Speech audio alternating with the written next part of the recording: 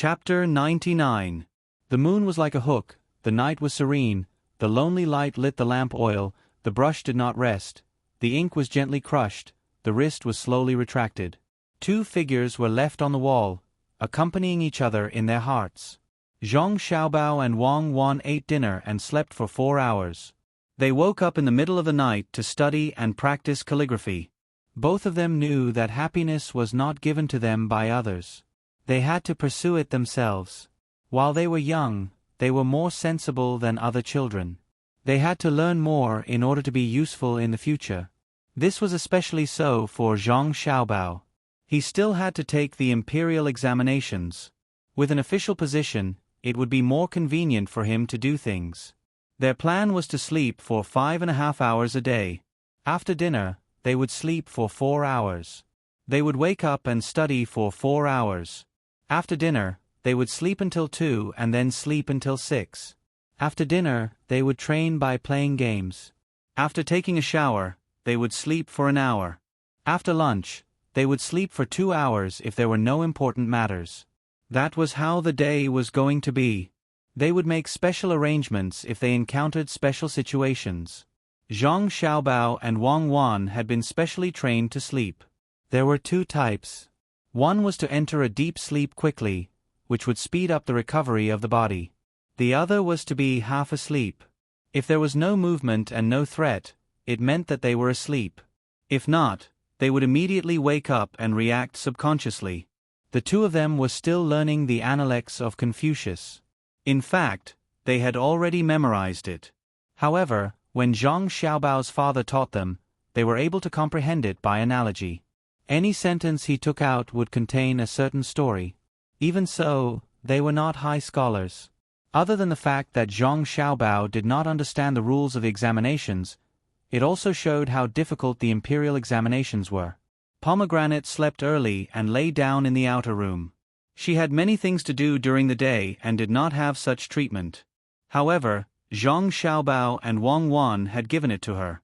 There were also 2 people patrolling at night in the outer room, so she did not have to worry about not being able to react in time. Zhou Shihu's uncle will be here soon. County Magistrate Cheng actually came up with such a despicable move. If the Yamen had not come to inform us at night, I would have thought that County Magistrate Chang would treat those people well so that they would not be able to focus on others. After writing for more than an hour, Wang Wan stopped. She rubbed her wrists and flicked the oil lamp. With 2 crackling sounds, the light was brighter. Yes, those people are just low-ranking officials and have no real power. You don't have to worry about County Magistrate Cheng offending them. What's more, as long as County Magistrate Cheng doesn't let them know who arranged it, they can only hate the villagers over there. When they go back, it's impossible for them to take revenge. The villagers' lives are worthless, but their future is more important. 1 lamp was too dim. If he added more and changed it to a candle, he would earn so much money but not spend it. If he burned his eyes, where would he go to treat it? Someone, take 3 candles and light them all. Zhang Xiaobao analyzed the situation for a while and felt his eyes ache. He called for the night watch outside to bring in the candles. When the 2 maidservants who were chatting and eating snacks heard the commotion inside, they didn't dare to be negligent and brought in the candles. They didn't bring 3 candles, but a bundle so that it would be easier to change them later. When the candles were lit, the brightness of the room immediately changed. Zhang Xiaobao was satisfied. It's okay. By the way, is my father also studying at night? Send some candles to my father too. If he doesn't want them, take my oil lamp. Even if you earn money, your family will suffer. Why should you earn more? The 2 maidservants didn't say anything. They took the oil lamp and went out. One of them continued to stand guard while the other went out. Looking at the night sky outside, she shivered. Fortunately, there was a torch in the courtyard that swayed with the wind, so it wasn't so dark. She gave herself courage and walked to another courtyard. Just as she walked to a dark corner, she noticed that there seemed to be a shadow moving there. She was so scared that she almost dropped the lamp in her hand. Seeing that the shadow moved and stopped moving, she finally let out a sigh of relief. Remembering that this was the person who had been arranged by the manor, she finally felt relieved. She had just been here for a month, and her family of 5 had fled here. During the spring plowing, not a drop of water had fallen. They had all signed death contracts. Today was her first night watch. She had only heard about it, but was not familiar with it. Naturally, she was afraid at night. Now that she felt the arrangement of Zhuangzi, a happy smile appeared on her pale face. She felt that this was the feeling of home. Helping each other and working hard, she didn't have to worry about anything else.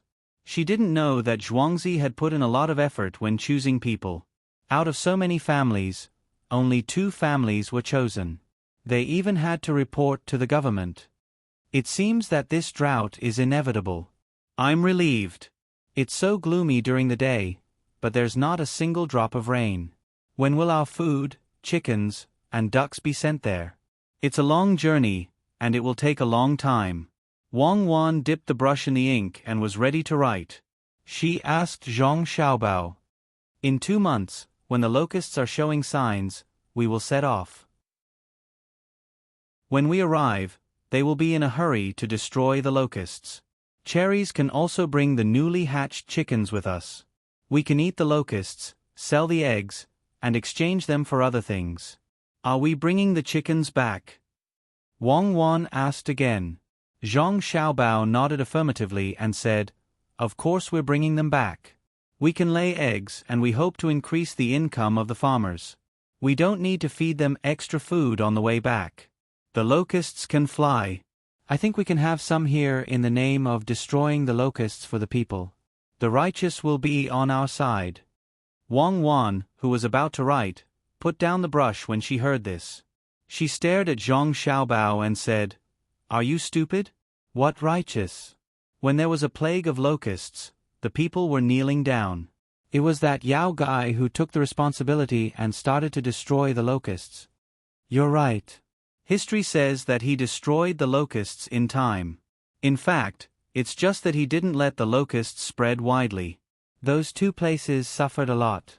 Li Longji wanted to destroy the locusts, but he didn't want to take the responsibility of offending the heavens. The officials and the people didn't want to destroy the locusts.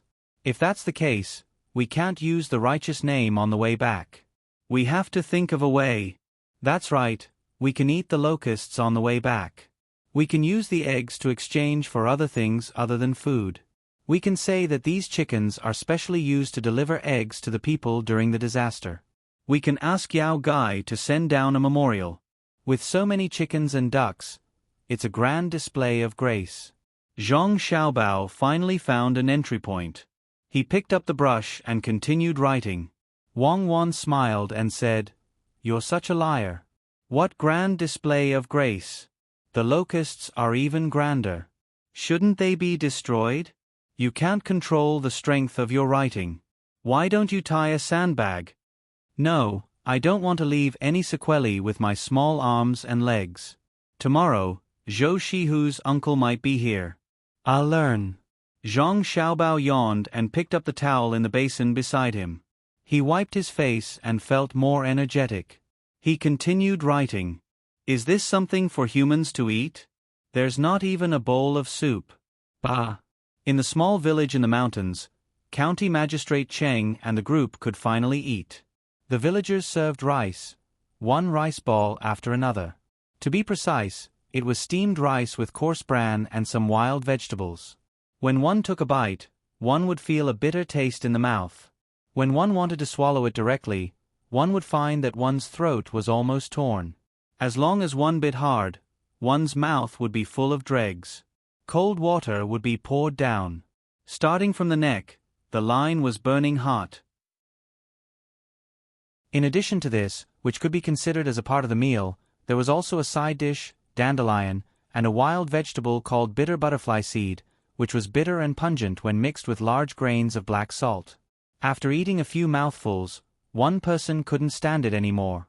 He spat out 2 pieces of coarse bran and complained loudly, "Don't spit it out. Eat it. It's better than starving. Didn't you hear the villagers say that this is the best thing they usually eat? If you spit it out, you'll starve yourself. Don't expect to eat our food. Tomorrow morning, you'll have to wake up and work for the village. When that time comes, you'll be hungry and weak. Let's see if they'll give you anything to eat at noon." When the other official heard this person complaining, he felt that the food in front of him was even more disgusting. He had no choice but to interrupt that person. He picked up a piece of side dish and stuffed it into his mouth. He chewed twice and then took a bite of the rice ball. He used all his strength to mix the two things together. He drank a mouthful of water and let out a long sigh. "Everyone eat. It's okay. My stomach feels much better. I'll work for 2 days and wait for County Magistrate Cheng to send someone to bring the money and other food. Then I'll be able to get through it." The 2 assistant ministers are eating happily. Do we not know the hardships of the people? When everyone heard this, they turned their heads to look. Indeed, the assistant minister of the Ministry of Works and the Ministry of Rights were eating the same thing. Even the Minister of War was eating. It was said that his nephew wasn't an ordinary playboy. Since he wasn't picky, then he should eat too. Everyone gritted their teeth and started eating. The 2 assistant ministers were eating happily. The rice balls were also filled with fermented rice, chaff, and wild vegetables. The side dish in front of them was also the same. If one didn't look carefully, they wouldn't be able to tell the difference. However, if they opened it up and looked carefully, they would know what was different. The rice balls they were eating had shredded meat in the middle. The wild vegetables were soaked in oil and finely ground. The fermented rice was steamed before it was kneaded in. The side dish was salted differently. It looked black. It was fried meat sauce. Yes, it's not easy for the people to eat this kind of thing normally. We have to be diligent and thrifty. It's good to eat coarse grains occasionally. What do the 2 ministers think? Zhou Qiong used his tongue to pull out 2 pieces of meat and chewed them in his mouth.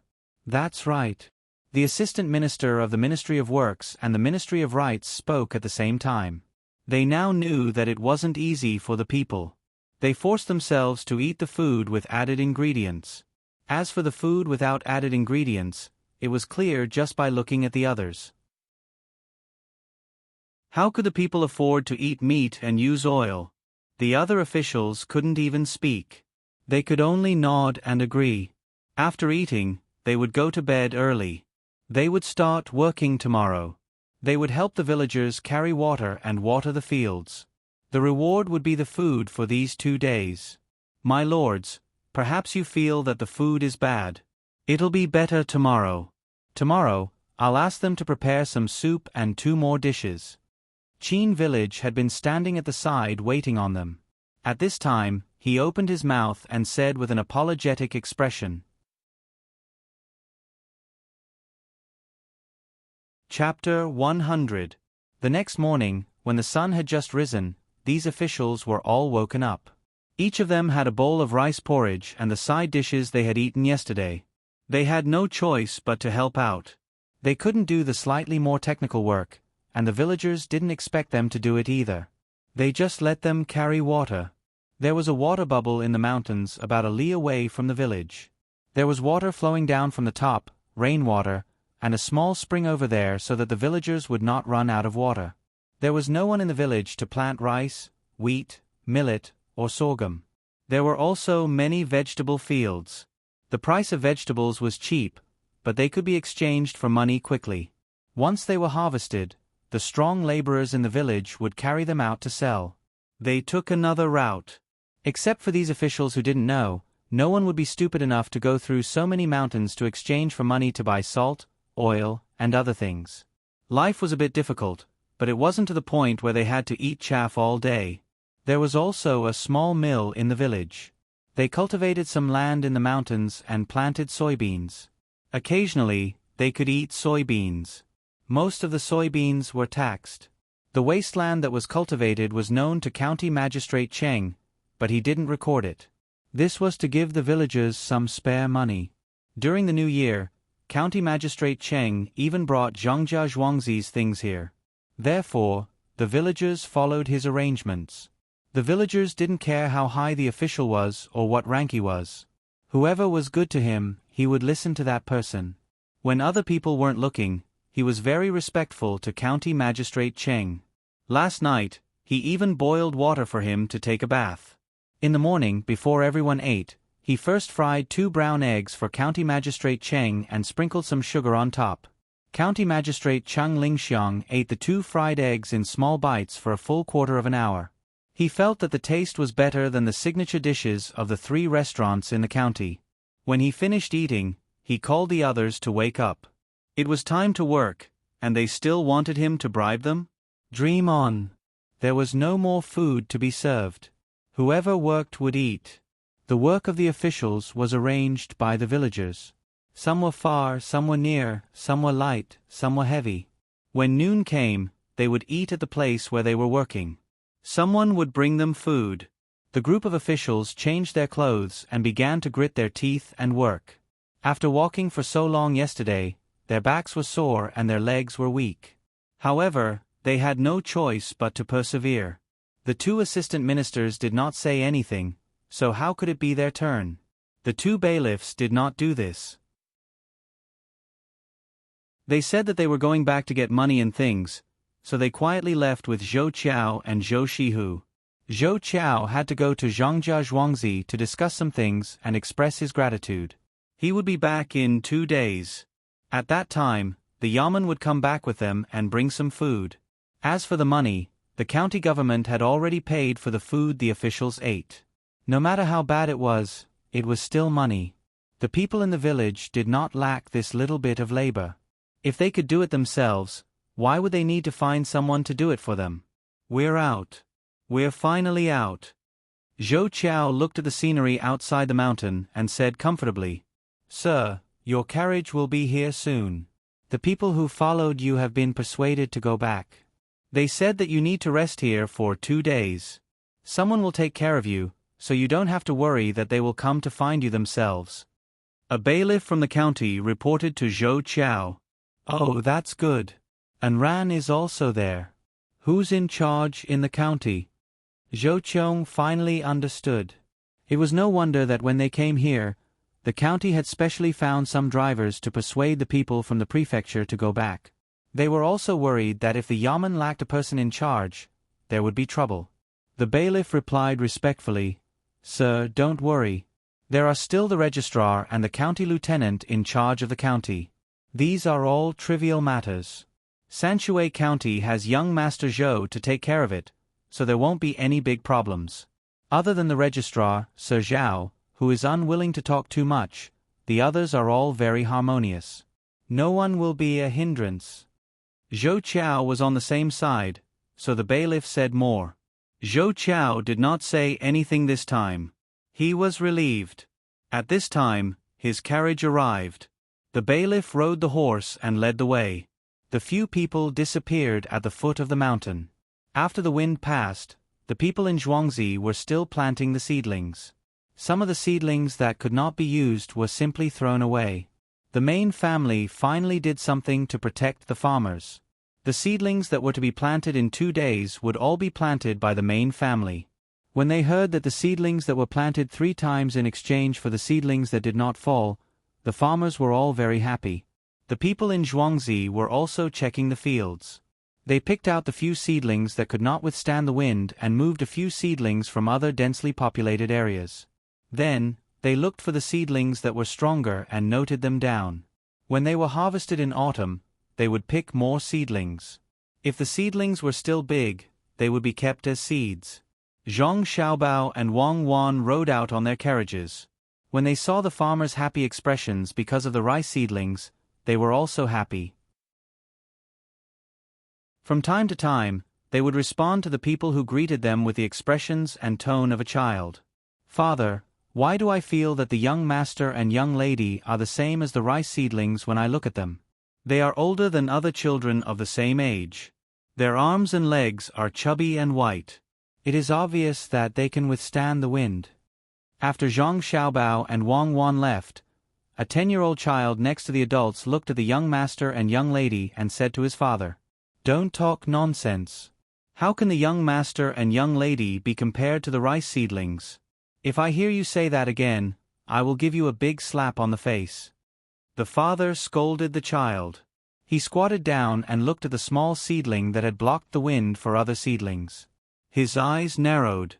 "Oh, I won't say it again. But I still feel that way." The child agreed, but he did not change his mind. When Zhang Xiaobao and Wang Wan arrived at the small bridge, they stopped and looked at the site that was still under construction. They hoped that it would be finished soon. "Xiaobao, when Zhou Shihu's uncle comes, how many things do you want to discuss? We can't talk to him in person.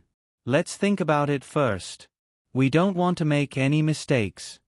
Wang Wan got off the car and looked at the river that had completely stopped flowing. "There should be 3 things. First, we need to discuss the long-term plans for some business with Zhou Shihu. Second, we need to ask him to help bring some fame to the restaurant here. Third, we need to ask him about the rewards from the province when someone helped when the country was in a disaster. As for what he wants to talk about, I don't know. I think he wants to meet the 2 experts from Zhongjia Zhuangzi. Song Jinggong has mentioned more than once that County Magistrate Cheng wants to be apprenticed. I think some people are curious about this. Should we meet or not? If we meet, someone will pass the message back and forth. This is also a kind of meeting. I am afraid that he will ask the experts for their opinions and ask some sensitive questions." Zhang Xiaobao sat in the car and put his elbow on the handlebar in front of him. He pondered for a while and replied, "I think we should meet him and listen to his opinion. That way we can understand him better." Wang Wan suggested, "Okay, we will ask someone to pass the message back and forth." Zhang Xiaobao agreed. At around 4 in the afternoon, a carriage pulled by 3 horses sped over from Tuqiao village. The carriage stirred up a cloud of dust along the way. The horses looked exhausted. When they entered the Guo family's Zhuangzi, the road became difficult to travel on. Only then did the carriage slow down. Zhou Shihu and his uncle were also very bumpy in the carriage. As soon as the carriage slowed down, they stopped. He and his uncle got off the carriage and walked over. When they first got on the carriage, he wanted to eat something. However, his uncle told him that it would take some time to get to the yamen from here and some time to get to the other side. The 2 of them left the village in the morning and were delayed for some time. If they continued to walk slowly, they would only arrive at their destination at night. When they arrived at their destination at night, they naturally couldn't talk about it. They could only wait until the next day. They also had to see what time the 2 experts would wake up. If the 2 experts had the habit of sleeping in, they still had to wait. This would take an extra day. Therefore, the carriage was in a hurry all the way. Fortunately, there were many horses pulling the carriage. If it were ordinary horses, they would have died of exhaustion. After getting off the carriage, the 2 of them drank some water and let the carriage handle the horses. There was only 1 yamen runner to accompany them. The yamen runner also jumped off the horse and handed the horses to the carriage handle. The 3 of them slowly eased the uncomfortable feeling of the bumpy road while walking towards the Zhuangzi area of Zhang Xiaobao and Wang Zhuangzi. At present, they were still in the Guo family's Zhuangzi area. As the Minister of Granary and Army, Zhou Xiu was in charge of the province's taxation and storage. Whether or not the local disaster would be reduced or exempted depended on the local disaster situation. Since they were here, they naturally had to take a good look. He let the yamen runner lead them to a road in the fields. After the 3 of them turned around 2 houses that blocked their line of sight, a large paddy field appeared in front of them. There were people busily working in it. From afar, it looked like they were picking things out of the field. Could it be that the river here has been cut off? Zhou Xiu had not inquired about the paddy field here, so he asked this question. "It has been cut off. It was cut off a few days ago. The villages upstream have all diverted the water to their own fields. There is a small river here. This place is called Gujia village. The water used is all diverted from the Zhang Xiaobao and Wang Zhuangzi. When there was no drought, Zhang Xiaobao and Wang Zhuangzi stored water from 6 large ponds and dug 7 wells. Now, Zhang Xiaobao and Wang Zhuangzi have 2 ponds. Gujia village has 3 ponds of Zhuangzi." The yamen runner explained. When he mentioned the Zhuangzi of Zhang Xiaobao and Wang Zhuangzi, his tone was full of respect. It was not only because the Zhang Xiaobao and Wang Zhuangzi were powerful, but also because they took care of them. Usually, when they had something to eat, they would send it to the yamen and distribute it to everyone. Even now, they still had some wood ears that they could not bear to eat. His wife was pregnant, so every time she wanted to eat, she would fry some. Every time they ate, his wife would softly say that she had found a capable husband, that their child had a powerful father, that they could eat fresh cucumbers in the winter, and that they could eat wood ears from big families at home. For a man, what could be more glorious than this? A few days ago, Zhangjia Zhuangzi did not know who told him that his wife was pregnant, but young Master Song actually sent some tofu skins and chili sauce, as well as a small jar of aged vinegar and a packet of white sugar. He said that the tofu skins were soaked in water, cut into pieces, and mixed with white sugar and aged vinegar. It was sweet and sour. If she wanted to eat spicy food, she could add the chili sauce. When the other yamen runners looked at him enviously and saw his wife's smiling face when he returned home, which one of them did not feel proud? Not to mention saying good words or flattering him, even if he saw someone kill someone, he would turn his head and pretend that he did not see it.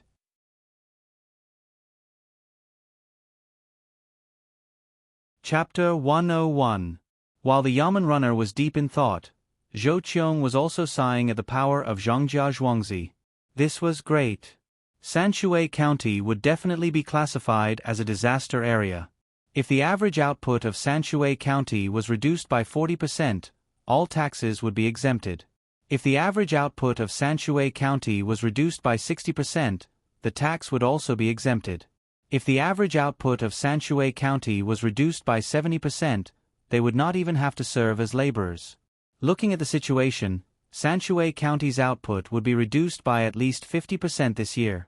If County Magistrate Cheng and Zhou Qiong did something, they would not be able to collect taxes this year. However, they still had to serve as laborers. It was impossible for them to reduce the output by 70%. In that case, they would help to fix the river in front of them. After all, it was their own river. If others did not let them, they would fix it themselves. Now that they were free, they were free. Other places were really affected by disasters, but here, nothing happened. Gu family's paddy field in Zhuangzi was already like this. Zhang family and Wang family's paddy field should be better than this. Zhou Qiong admired them from the bottom of his heart. At this time, when he saw the things in the hands of the person who was picking things out of the paddy field, he was stunned. What's going on? Why did you pull out the seedlings in the paddy field? Zhou Qiong pointed at the seedlings in the hands of the farmer and asked. The yamen runner did not know, so he called someone to ask. The farmer recognized the uniform of the yamen runner, but did not know that Zhou Qiong was wearing civilian clothes. Seeing that Zhou Qiong was asking about this, he smiled and spread out his hands to show the three of them the seedlings in his hands. He said, "It's nothing. There was a strong wind yesterday and many seedlings were blown away. Some were broken, some were picked out and thrown away. It's useless." Zhou Qiong looked at the farmer and frowned. He asked, "Then why are you not worried? Are you hoping to reduce the output and wait for the imperial court to exempt you from taxes? You are really too much. Why are you worrying about nothing?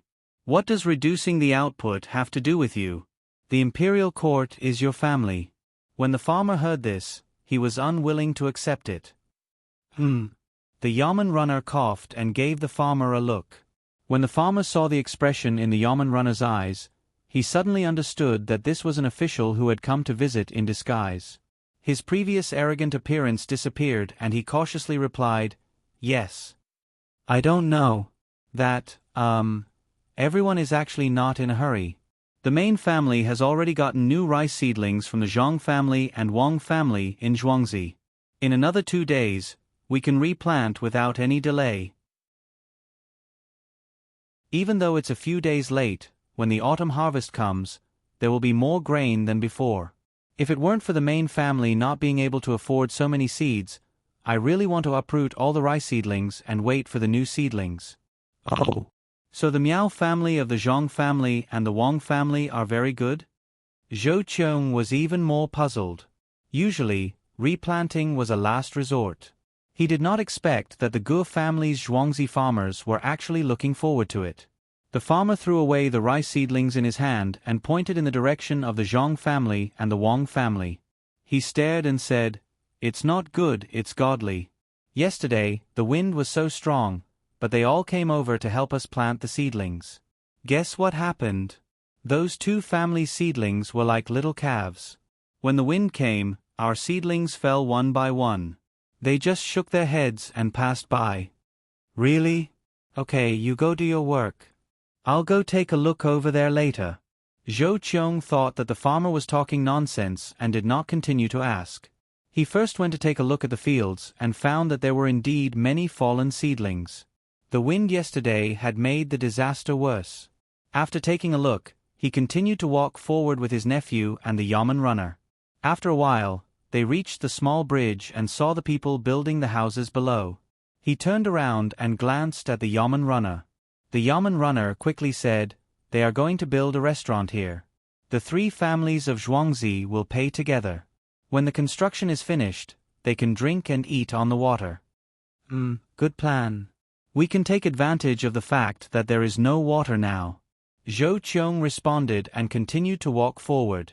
After crossing the small bridge and seeing the Wang family seedlings in the Zhuangzi fields, Zhou Qiong stopped again and pointed at the seedlings. "How is this possible? Why are the seedlings here so much thicker and taller than the ones over there? Could it be that they were planted in advance?" "Sir, it's impossible that they were planted in advance. Otherwise, they would have frozen to death. These seedlings can only be said to be planted well or chosen well. Sir, look, there aren't many footprints in the fields. This means that the seedlings were not blown over by yesterday's wind." The yamen runner was not very clear about farming, but he knew that it was necessary to judge from certain aspects when handling cases. Zhou Qiong looked at the fields and frowned again. Why were they planted so casually? The Gu family's Zhuangzi fields were lined up neatly. Could it be that the Zhang family and Wang family's Zhuangzi farmers were trying to fool the main family? He did not believe that the main family of the Zhang family and Wang family in Zhuangzi would be so clumsy as to let people throw the seedlings into the fields so that they could catch someone who was deliberately causing trouble for the two families. "Hey! You over there, what are you shouting for? Say it clearly, who is fooling the main family? You don't know anything and you're just spouting nonsense." Zhou Qiong's voice was a little louder, so a few people over there heard him. They immediately walked over and criticized Zhou Qiong. "You are?" Zhou Qiong looked at them and asked. "We are the farmers of the Zhang family and Wang family in Zhuangzi. We were just established to guard the fields. We are called the Vigorous Seedling Protection Team. I am the team leader, and these are the team members. You are slandering the farmers of the Zhang family and Wang family." This person walked in front of Zhou Qiong, puffed out his chest, pointed at himself, and pointed at the people beside him, and said proudly, The yamen runner coughed again and said at the same time, "This is an official from above." "Oh, so that's how it is. An official can slander others as he pleases?" The main family said that the Vigorous Seedling Protection Team is only responsible for the main family and does not care about the others. This is called military orders are like mountains. If you are an official, you can talk to the official. We will listen to the orders of the main family. This person did not care at all. Wang Wan had chosen him because of his character. She treated the Seedling Protection Team as a military unit. No matter what happened, they could not show weakness. Even if they caused trouble, the main family would take responsibility. If they took a step forward, even if it was a mountain of knives and a sea of fire, if they took a step back, how could they care about gold, silver, and treasures? This person understood Wang Wan's spirit and did not give in at all, even if he knew that the yamen runner was standing beside him and that the person in front of him was not an ordinary person. "Haha, so you are saying that the main family arranged for you to plant the fields like this?" Zhou Qiong asked again. "Of course.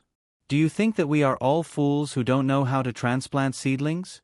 This is called throwing seedlings. The main family decided it. At first, we didn't believe it, but since the main family said so, we followed it. Now we know.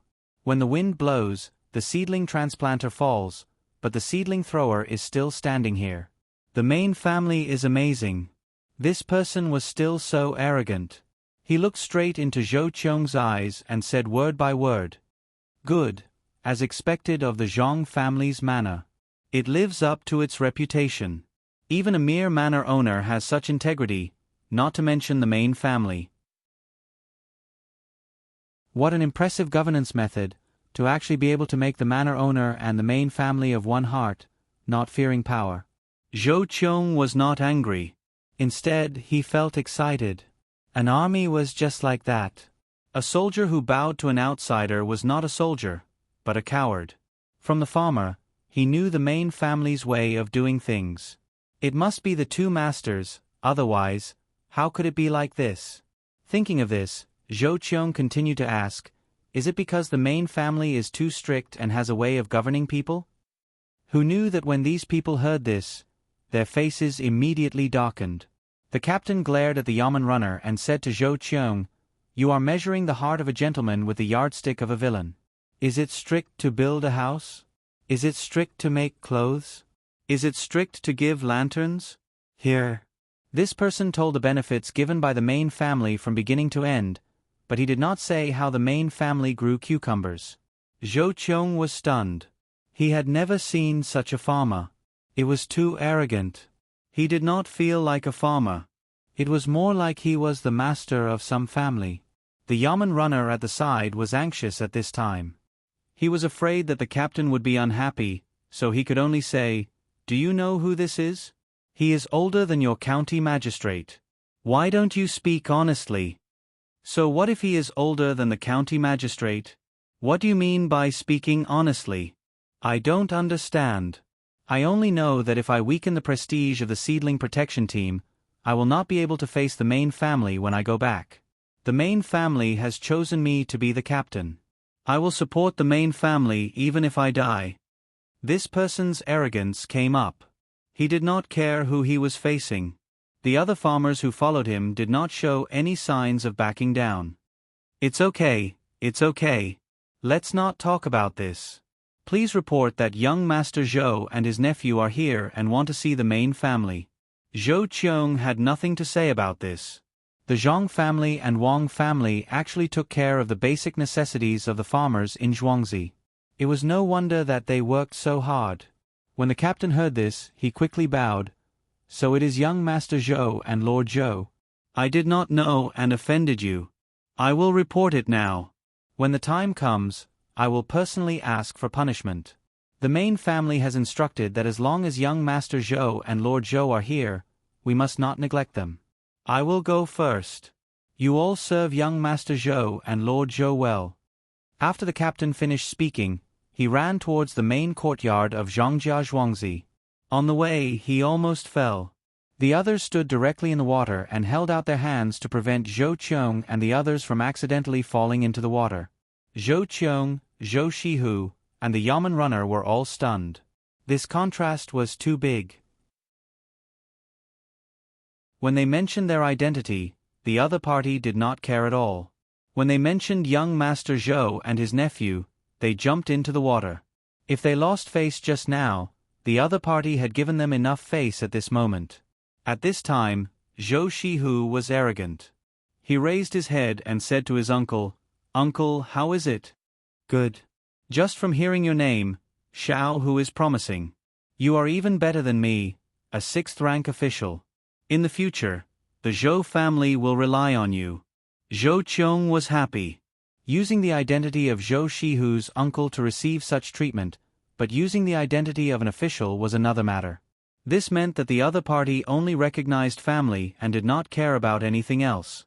It was easy to deal with such people. Zhou Shihu was naturally modest. After waiting for a while, a lot of people came over. There were 2 older people in the lead. It was obvious that they were the old ancestors of the Zhang and Wang families.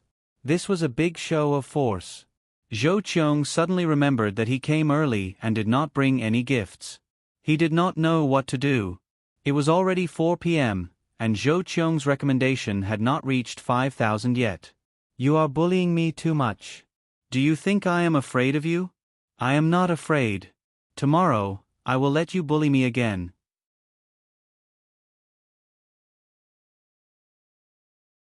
Chapter 102.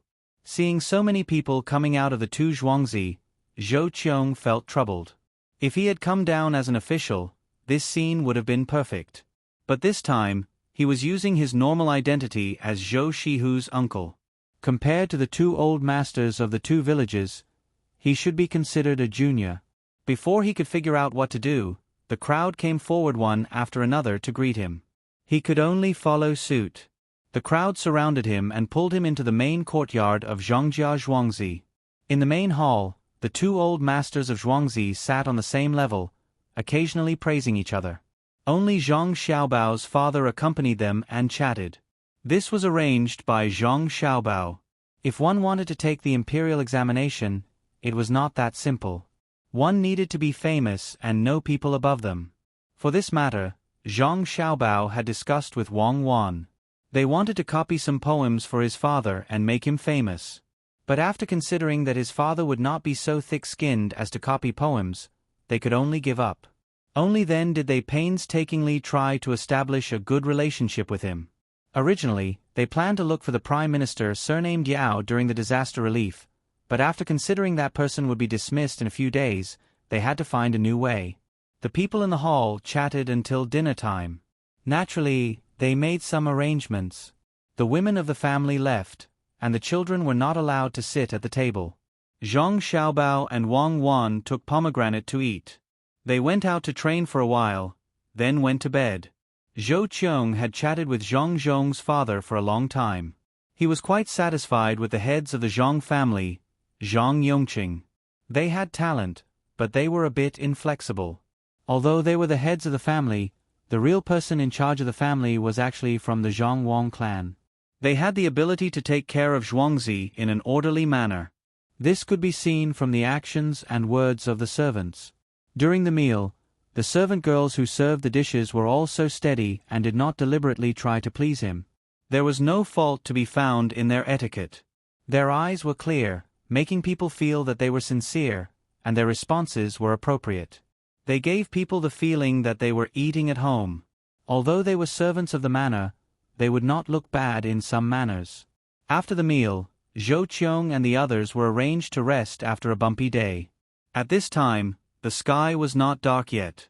Zhou Qiong, who was originally tired, was lying on the couch, but couldn't fall asleep. He tossed and turned, and had no choice but to get up and take a look outside. After putting on her clothes and pushing open the door, the maidservant who had been waiting outside respectfully greeted her. When she heard that this lady wanted to walk around, she didn't stop her. She followed beside her and found someone who passed by to report to the steward. As soon as he arrived outside the main courtyard, Zhou Qiong saw two children using slingshots to hit a tree on the other side of the river. Beside the two children stood a servant girl wearing the master's servant clothes. Xiao Ju, are these two children the Xiao Bao and Cuckoo of Zhuangzi? Zhou Qiong asked the servant girl beside her. In reply to Darren, it is the little master and the little lady. Darren, look over there. The water from the well is different from other places. It tastes sweet. The servant girl Xiao Ju replied. She pointed to a place in front of them and gently introduced it. She wanted to lead Zhou Qiong there. She was afraid that Zhou Qiong would be happy and want to say a few words to the little master and the little lady. If the two little ancestors revealed too much at once, Zhou Qiong would be suspicious. Oh, only this one is different? I have to taste it. Take me to see your little master and little lady first. Zhou Qiong followed the servant girl's words and looked in that direction. He was about to walk over when he suddenly realized that the servant girl didn't want him to meet the two children. Strange, he was actually led to another place by the servant girl. If it wasn't for the fact that he usually talked to people like this, he really would have been led there. How impressive. If it was someone else, they might have said, Darren, why don't you look elsewhere? That would be too obvious. However, the servant girl acted as if she didn't care. When Xiao Ju heard this, she knew that her thoughts had been seen through. She didn't show any panic on her face and gently said, Darren, your body is precious. You don't have to see it personally. Let me invite the little master and little lady. There's no hurry. Let them play for a while. I like children the most. Xiao Ju, let me ask you. What do you usually do in this courtyard? I saw 3 little stars embroidered on your clothes. Some people embroidered 1 or 2. Could it be that there's something else? Zhou Qiong was now interested in the servant girls. Those that were sent to serve him were definitely chosen carefully. Xiao Ju smiled sweetly. In reply to Darren, I usually serve the old madam. Darren, your guess is very accurate. The servants in this courtyard are divided into 3 classes. 2 stars are first class, 1 star is second class. There are no third class. Then what about these 3 stars of yours? Special class. They are all favored by the old madam and madam. Xiao Ju's smile didn't change. Then Xiao Ju, you are not ordinary. Tell me, how do you become a special class? What is the class of the servant girl that serves your little master and little lady? Zhou Qiong was getting more and more curious about this Zhongjia Zhuangzi. In reply to Darren, a special class servant first has to serve in this courtyard for 10 years. I started helping out when I was 6 years old and have been doing this for 11 years. Other than that, I still have to help my family in Zhuangzi's previous generation. With these 2, I have to pick someone who is sensible and smart to learn how to read. After that, I have to choose someone who is knowledgeable and knows how to keep accounts. Xiao Ju's voice was still very pleasant when she spoke.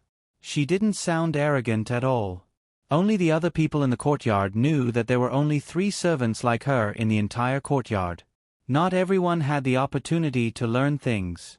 After the little master and little lady became sensible, they started to send a large number of servants to learn.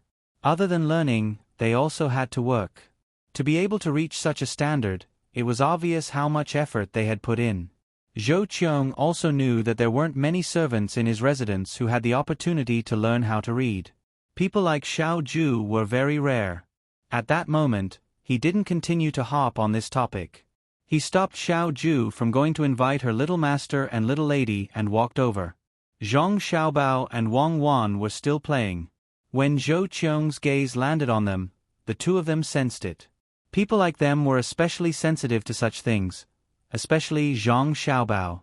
He had been captured, escaped, and besieged before, so he had long trained to be sensitive.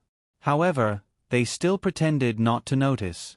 It wasn't until Pomegranate saw someone coming over and reminded them that they stopped what they were doing. Wang Wan hid behind Zhang Xiaobao while Wei Wei stuck her head out. The 2 of them blinked their big innocent eyes and looked at Zhou Qiong. You are Xiaobao and you are Cuckoo? Come, let uncle take a good look at you. Zhou Qiong took a liking to the 2 children as soon as he saw them.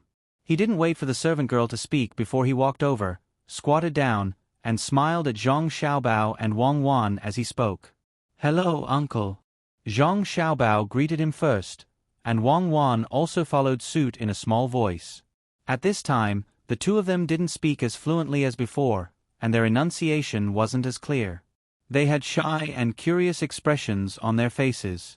Pomegranate and Xiao Ju watched from the side and inwardly let out a sigh of relief. The little master and little lady were really not ordinary. Zhou Qiong didn't know that the 2 children were pretending to be children. When he heard the greetings, his smile grew wider. Xiaobao and Cuckoo, tell uncle, how old are you? 3 years old. Zhang Xiaobao raised 3 fingers in front of him and replied with wide eyes. Wang Wan revealed half of her body and also said, I'm the same age as Xiaobao. Zhou Qiong knew that this was a false calculation. Otherwise, the 2 children would both be 1 year and 8 months old. Looking at the pair in front of him, he really felt like they were a golden couple. He asked again, Do you know who I am? My surname is Zhou, and I have a nephew named Zhou Shihu. After saying this, he looked at the 2 children. Zhang Xiaobao and Wang Wan first revealed a puzzled and thoughtful expression. Then, they suddenly smiled and nodded vigorously. Zhang Xiaobao said first, Be a high-ranking official. Wang Wan followed. Good person. After Wang Wan finished speaking, her entire body flashed out from behind Zhang Xiaobao and stood there obediently, as if she was no longer afraid. When Zhou Qiong heard this, he was happy. The child didn't know anything and would do whatever the adults taught her. This showed that the people in the courtyard usually taught the child this way. Especially when he saw Wang Wan's fearless appearance, he felt very comfortable. The child's wishes were the wishes of the adults. When he was happy, he wanted to give a gift. His 2 hands searched his body and found that he didn't bring anything. He could only apologetically smile at the 2 children and say, "Uncle didn't bring anything for you this time. Next time, I'll make up for it." Zhang Xiaobao immediately handed over a slingshot at his waist. "This is for Uncle." He and Wang Wan each held 2 slingshots. One was strong and the other was weak. When no one was looking, they would practice with the strong one. If someone was nearby, they would take the weak one. This time, they gave the weak one to Zhou Qiong. This time, Zhou Qiong didn't know whether to accept or not. If he didn't accept a gift from the child would be unhappy. If he accepted it, how could he return it? Although it was just a slingshot, it was a treasure to the child. If the child gave him a treasure, what would he do? Looking at Zhang Xiaobao's expectant gaze, Zhou Qiong reached out and took the slingshot. He thought that he must repay this favor in the future. He also needed to help find candidates for the imperial examinations. After taking the slingshot, Zhou Qiong said a few words to Zhang Xiaobao and Wang Wan. The 2 children didn't understand a lot of things. Occasionally, they would spit out a few words that weren't very clear. It was considered chatting. Waiting for Zhou Qiong to decide to go back and rest. He was going to continue discussing matters with the people in Zhuangzi tomorrow and meet the 2 masters. Zhang Xiaobao and Wang Wan also went back to sleep. They still had to wake up at night to study. This time, Zhou Qiong could finally sleep. However, he had a long dream at night. When he woke up in the morning, he could still remember what happened in the dream. He dreamed that he encountered a problem in the future. No one could help him. In the end, 2 children appeared and told him what to do. He couldn't see what the 2 children looked like, but what they said shocked him. In the end, he saw the 2 children each holding a slingshot and gradually running away. Shaking his slightly confused head, Zhou Qiong looked at the small slingshot beside his pillow. He thought that what he thought about in the day, he dreamed at night. Before he went to sleep, he thought about how to repay the gift of the slingshot. In the end, he dreamt the whole night.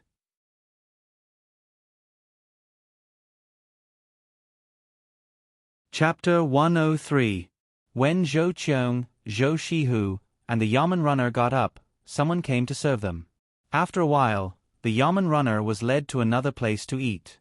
Zhou Shihu and his nephew were invited to a separate dining room. Everything had been set up. The bowl of porridge was still steaming. It was obvious that it had just been served. There were more than a dozen small salted vegetables. Beside them were deep-fried dough sticks, steamed buns, and steamed buns. In addition to the 2 types of porridge, there was also soy milk and tofu pudding. Zhou Qiong originally thought that he would have to drink since morning. He didn't expect that there would be some ordinary food prepared. The small salted vegetables were just meat and vegetables. There was no other meaning to it. This time, the old masters of the Zhang and Wang families didn't come out. Only Father Zhang came to accompany them. There were only 3 people in the dining room. Looking at the food on the table in front of him, Zhou Qiong felt that there were too many types. He said, "Brother Yongqing, there are so many things that I don't know which to choose. Why don't we take some away and let the servants eat at noon? By then, the servants will be hungry." Father Zhang didn't expect Zhou Qiong to ask such a question. He smiled and replied, "Brother Miaoran, you don't have to worry about this. Everyone in the courtyard, except for those who are working, is eating. At noon, these things have to be fried in oil. Otherwise, the servants won't eat them." Yesterday, Father Zhang called Zhou Qiong Lord. After being rejected by Zhou Qiong, he started calling him by his courtesy name. Zhou Qiong was stunned when he heard this.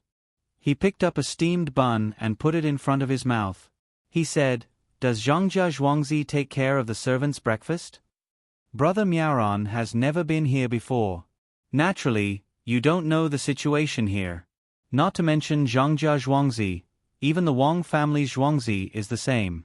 In addition to 3 meals a day, the night watch also has supper, Father Zhang said to Zhou Qiong. Why do they do this? They eat a lot of food every day, right?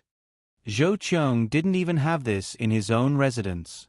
The servants only had 2 meals a day.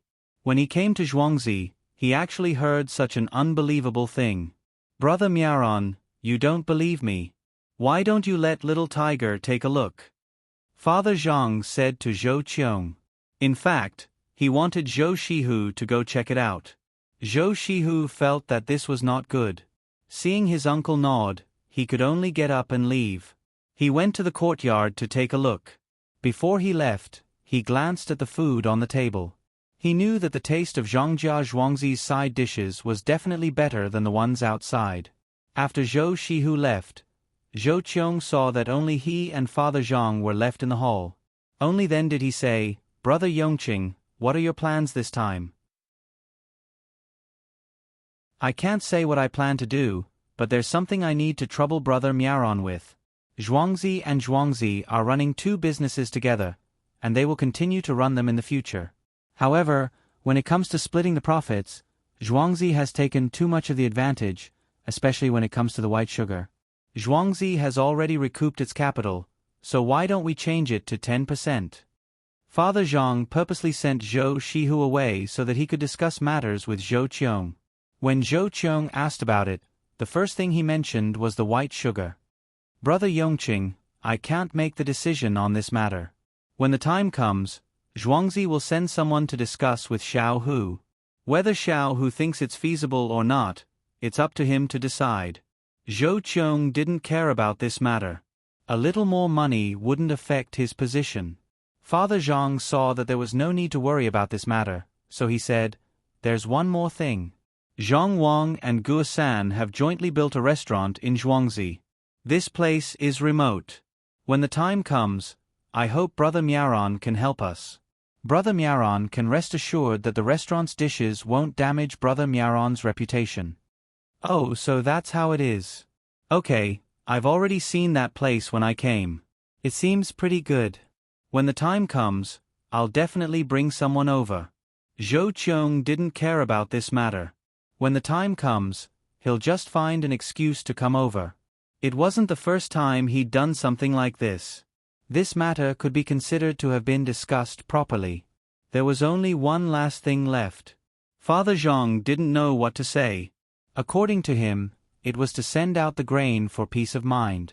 However, according to his wife, not only did they have to send it out, they also had to sell it.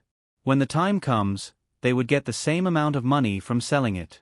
They couldn't lose money. After hesitating for a moment, he said, There's one more thing. There's a drought in Taihang Mountains and Hunan. Zhangjia Zhuangzi still has surplus grain. I wonder if they can send it over there to solve the urgent situation. Here in Zhuangzi, Zhang Wang and Zhuangzi also want to buy a mountain. It's more than 1,000 mu, and it costs 1,500 taels of silver. When the time comes, County Magistrate Cheng can use this money to suppress the price. When the third thing was mentioned, Zhou Qiong pondered deeply. At this time, he finally understood why County Magistrate Cheng told him to delay the investigation until after the summer. It turned out that Zhangjia Zhuangzi had this idea. At the end of summer, there would be a shortage of grain. As long as Zhangjia Zhuangzi sold the grain at a fair price, they would get a lot of benefits. It seemed that the Zhang family wanted to give it away for free. He also knew that the grain had been bought by Zhang Wang and Zhang Wang since last year. It was the autumn harvest season, and the 2 families had spent almost all of their savings. After adding in the money they earned from some transactions later, the amount of grain was not a lot, but it was not a small amount either. In total, they had obtained nearly 10,000 dawn of grain. In total, there were 800,000 jin of grain. It was impossible to solve the food problem of so many people with this amount of grain. However, if it could solve the food problem of tens of thousands of people for a few months without any problem, it would be a big contribution. Seeing that Zhou Qiong was thinking about something, Father Zhang did not disturb him. He put his chopsticks on the chopstick holder and waited there. After a while, Zhou Qiong finally said, I heard that you have 800,000 jin of grain. Are you going to give it all away directly? Well, Father Zhang did not expect Zhou Qiong to know so much. It was indeed as Zhou Qiong said. His family had been thinking of ways to store grain, and they did have this much now. However, this grain could not be given away for free. He could only say, my family's intention is to give away half of the grain and leave the other half for others to help earn back the capital. I wonder what the imperial court will reward us for doing this? Hearing this, Zhou Qiong understood. It turned out that Zhongjia Zhuangzi wanted to sell the other half at a high price and earn back the money they gave away. If they really did this, it would not be as simple as just earning back the money, but at least they would gain some profit. Zhou Qiong was not surprised at all. It did not matter who sold the grain. There were more big grain merchants who wanted to make money from disasters. Since Zhongjia Zhuangzi said this, it meant that he did not treat Zhou Qiong as an outsider. After thinking for a while, Zhou Qiong said, if you can really take out so much grain, you have to let County Magistrate Cheng submit a report first. I will also submit a report on my side. Not to mention keeping the grain, it is not impossible to go one step further. However, when you sell the grain, you have to find someone reliable. Don't make any mistakes. I just don't know who is handling the disaster this time. Otherwise, they can help even more. Father Zhang listened to Zhou Qiong's words and stared straight at the small dishes on the table. If someone looked closely, they would find that his pupils were out of focus. He was in a trance. In this state, he did not even need to adjust to look at a three-dimensional picture. He did not know what to say now. To be precise, he did not know if he should follow his wife's words or that immortal son's words. All of Zhou Qiong's reactions were predicted correctly. Even the content of his words was predicted. These were all what his wife told him. However, he knew that only his son and daughter-in-law had this kind of ability. From the breakfast arrangement until now, there was no difference at all. Father Zhang suddenly felt that Zhou Qiong was a little pitiful. After saying so much, everything was under the control of his son and daughter-in-law. They were really monsters, no, immortals. Brother Yongqing, what's wrong? Did something bad happen again? Zhou Qiong saw that Father Zhang was in a trance and raised his voice to ask. No, it's nothing. This time, it might not only be a drought, but also a plague of locusts. Zhongjia Zhuangzi has prepared close to 10,000 chickens and ducks. When the time comes, you can go over and help. The people sent by the higher-ups are not ordinary people. I heard that Prime Minister Yao has always been good at handling government affairs. Perhaps the Prime Minister will personally take care of it. Father Zhang had memorized all these words. No matter how he thought about it, he could not think of a Prime Minister who would personally take care of these matters. However, these words came from his wife, so he had to believe them. Plague of locusts? Why is there a plague of locusts again? Brother Yongqing, this is not something to be worried about. The locusts are the emperor. If there really is a plague of locusts, then it is a sign from the heavens. You raised so many chickens and ducks in Zhuangzi. Could it be that you already planned for this? As Zhou Qiong was speaking, he suddenly remembered that Zhongjia Zhuangzi had raised many chickens and ducks since last year. They also made a pond and dug a well. Could it be that the experts in Zhuangzi had already thought of this? Did they arrange it in advance? The more Zhou Qiong thought about it, the more fearful he felt. Not only was the expert powerful, but he was also afraid of the plague of locusts. If this was true, then this year's losses would not be enough. The east of Taihang Mountains and Hunan would be affected. When that time came, not to mention several times the price of the grain, it would not be enough. Brother Yongqing, where did you hear all this from? Zhou Qiong had to ask. I didn't hear from anyone. It's all blind guesses. Why do you ask? Father Zhang tried his best to control himself and said with a smile. Oh, it's nothing. I was just casually asking. Brother Yongqing, today's breakfast is very good. Seeing that Father Zhang was unwilling to talk about the expert behind this, Zhou Qiong could only suppress his guesses and pick up a piece of shallot to mix with tofu. Brother Miaoran is too polite. It's nothing good, just ordinary food. Xiao Hu should be back soon, right? Brother Miaoran, eat first. It will be cold soon. Father Zhang picked up a fried red shrimp and stuffed it into his mouth. He actually did not like to eat shrimp, especially this kind of shrimp that had to be eaten even with the shell. However, Madam would prepare some for him every day. If he did not eat it, then Madam would go to his parents and complain. He did not know why his parents doted on Xiao so much. If Xiao complained, he was guaranteed to be scolded. He did not even dare to throw a tantrum. Xiao gave birth to a big fat boy who was like a demon or an immortal.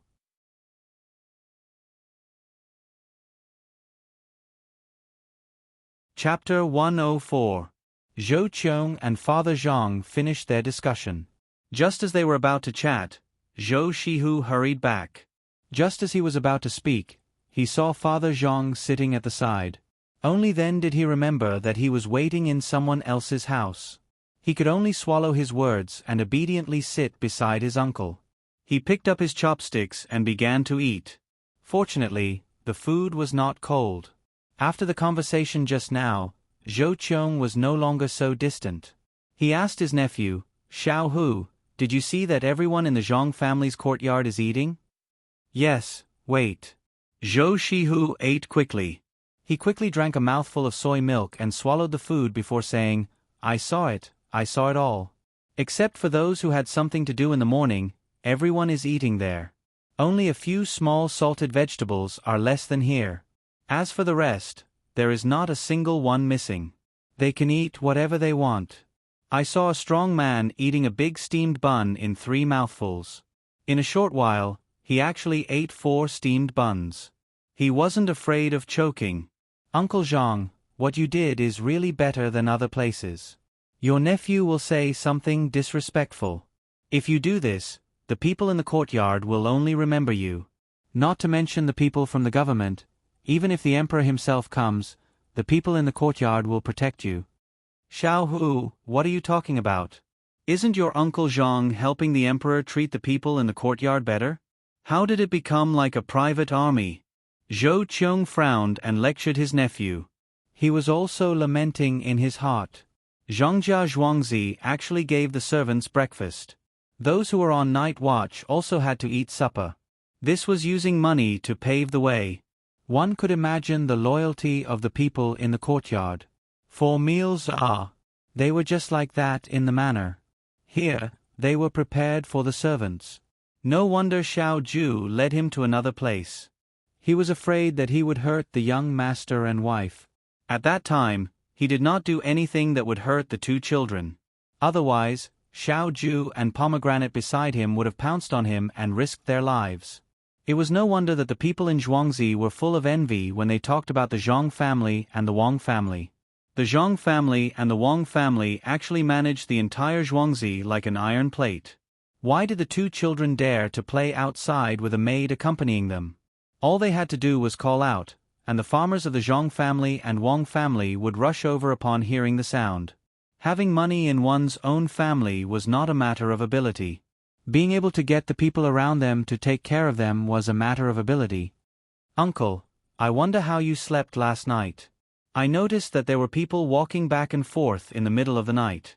When I woke up, I noticed that many of the rooms were still lit.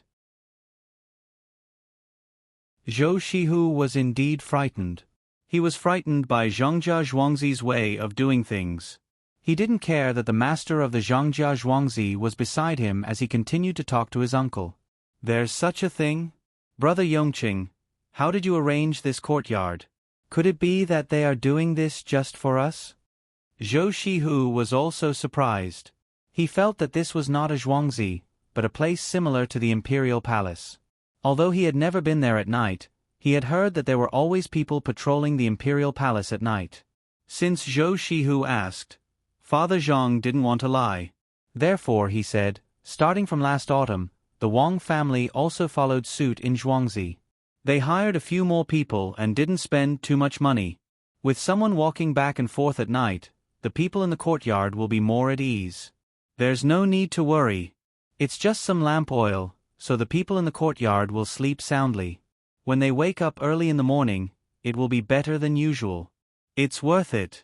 We don't care about such a small amount of money, especially the maids. Usually, they don't dare to wake up at night. Now that there are always people around, there will be less trouble. Servants are also people. Okay, when I go back, I will do the same. No wonder your Zhuangzi feels different from other places. All the servants are working hard. Brother Yongqing, this is all your wife's idea, right? Zhou Shihu was indeed touched. When he thought of how serious the servants were when they were working, he thought that the courtyard was strict. Now, he understood that it was because they were good to the servants. It seemed simple, but in fact, it was not easy. What else could Father Zhang say? He couldn't betray his own child. He nodded, admitting to this matter. The money was earned by his son and daughter-in-law. It was not under his control at all. He had been learning things all day. The people in the courtyard were more respectful to his son and daughter-in-law than to him. Seeing that Father Zhang admitted to it, the three of them began to eat again. Zhou Shihu drank a bowl of soy milk and moved the slightly cold tofu pudding in front of him. Then, he looked at the mantus and steamed buns that he couldn't finish and asked, "Uncle Zhang, are we really going to fry these leftovers for the servants to eat? Won't it be fine to heat them up?" Of course it's fine to heat them up. Many people don't even need to heat them up. However, there are usually a lot of things to do in the afternoon. In addition to the work in the morning, the servants are tired and need to take care of themselves. Fry them in oil. One has a lot of oil, and the other has a good taste, so they can eat more. Let them eat more, let them recuperate, and do more work. It's easy to tire them out and then buy more people, but it's hard to guarantee their loyalty. These people in the courtyard, if the master tells them some secret things, even if you catch them and skin them alive, they won't reveal the secret. So what if you treat them a little better? Father Zhang had deep feelings about this matter. Sometimes, when he met Cherries, Pomegranate, Xiaohong, Huzi, and Erniu, and wanted to ask how his son was, these people didn't say a word. They would be whipped to death. Especially Erniu, who had served by his side in the past. When asked anxiously, he would say, "Master, even if you beat me to death, I won't say a word. The young master has ordered me to keep my mouth shut." At that time, Father Zhang was jealous that his son could control the servants like this.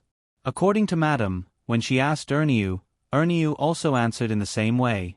Such a clever person dared to resist the master's questioning. Father Zhang was just a servant who took care of the surroundings. He answered whatever Madame asked. There was no comparison. Of course, Father Zhang didn't know that there was a kind of power called faith. Those who followed Zhang Xiaobao and Wang Wan had long regarded them as gods. Even if Wang Wan made a bomb, they would carry it with them and rush into the enemy to detonate it. Zhou Qiong didn't know that Father Zhang would have so many ideas in such a short time. Seeing that the porridge was getting cold, he quickly drank 2 mouthfuls. Just as he was about to speak, suddenly there was a sound of disorderly footsteps outside. "Brother Yongqing, this is?" Zhou Qiong asked in confusion. Logically speaking, since the servants in the courtyard were so well behaved, they shouldn't be so flustered. Father Zhang also didn't know what happened. He turned his head to look at the door, waiting for someone to come and explain. After a while, a person appeared at the door and said to him, "Master, just a quarter of an hour ago, Zhang Qing's cow accidentally rolled down from the mountain. Zhang Qing's 7-year-old child also fell down. The courtyard has already sent 2 doctors. It is estimated that they will arrive in a quarter of an hour. There are other people who will also go to help." "Got it. Quickly go and settle it. Tell people to bring all the necessary things. Don't delay." When Father Zhang heard this, he also became anxious. After all, it was a human life. It didn't matter if the cow died. If they couldn't beat it, they just had to report it to the government. But if something happened to the child, it would be difficult to handle. If he judged others, he didn't even dare to think about it if his son fell down. The servant responded and left. Zhou Qiong was curious again. "Brother Yongqing, where did that person fall down?" Where else could it be? There is only one place on Zhuangzi that is dangerous. In a while, I had people dig that place flat. It rained, and a lot of mud and stones slid down the mountain, making that place steep. If I had known that this would happen, I would have had people flatten it. It's all because of the busy spring season. Father Zhang's face didn't look good. He suppressed his anxiety and said, "Oh, then how far is that place from here?" Zhou Qiong asked again. "Oh, I know why Brother Miaron wants to know. The people there found it too late. Otherwise, they would have sent people out long ago. There are 2 doctors on Zhuangzi. One is in charge of the animals, and the other is in charge of the people. They will go out when there is an illness. Brother Miaron, when you came, you must have seen some shelves built on Zhuangzi, right?" "Yes, I saw it. Is it related to this?" "The shelves are connected to some ropes made of fine silk. Each of the Zhang family and the Wang family has 2 ropes. One is a bell, and the other is connected to the bamboo tubes on both sides. When there is an emergency, they use those ropes to call for help. Usually, in less than 10 breaths, they will know and immediately respond." When Father Zhang mentioned those things, he raised his head. A proud expression appeared on his face. He was qualified to be like this. Last time, Zhang Xiaoshu's family only took a quarter of an hour from the time the accident happened to them. Who could compare with this speed? Zhou Qiong was also dumbfounded. He did see those shelves, but he didn't expect that they were built by the main family on Zhuangzi for the villagers to call for help. When something happened on Zhuangzi, the people here were sent out immediately. His manner was even worse than Zhuangzi's. If something happened on Zhuangzi, it would take an hour for the people farther away to send the news. "Brother Yongqing, can you take us to have a look?" The more Zhou Qiong thought about it, the more incredulous he felt. He couldn't hold back his thoughts and suggested, "Okay, then let's go and have a look. I wonder how Zhang Qing's child is doing? Don't let anything happen to him. He is a treasure in his family." Father Zhang was no longer in the mood to eat. He agreed, got up, and walked outside. Zhou Shihu and his nephew also put down their chopsticks and followed behind Father Zhang. They wanted to see if this matter was true or not. Seeing was believing. When the 3 of them arrived at the place by car, there was a child crying there. There was also an adult scolding the child for being careless. If the child wasn't injured, the adult would have gone over and hit him.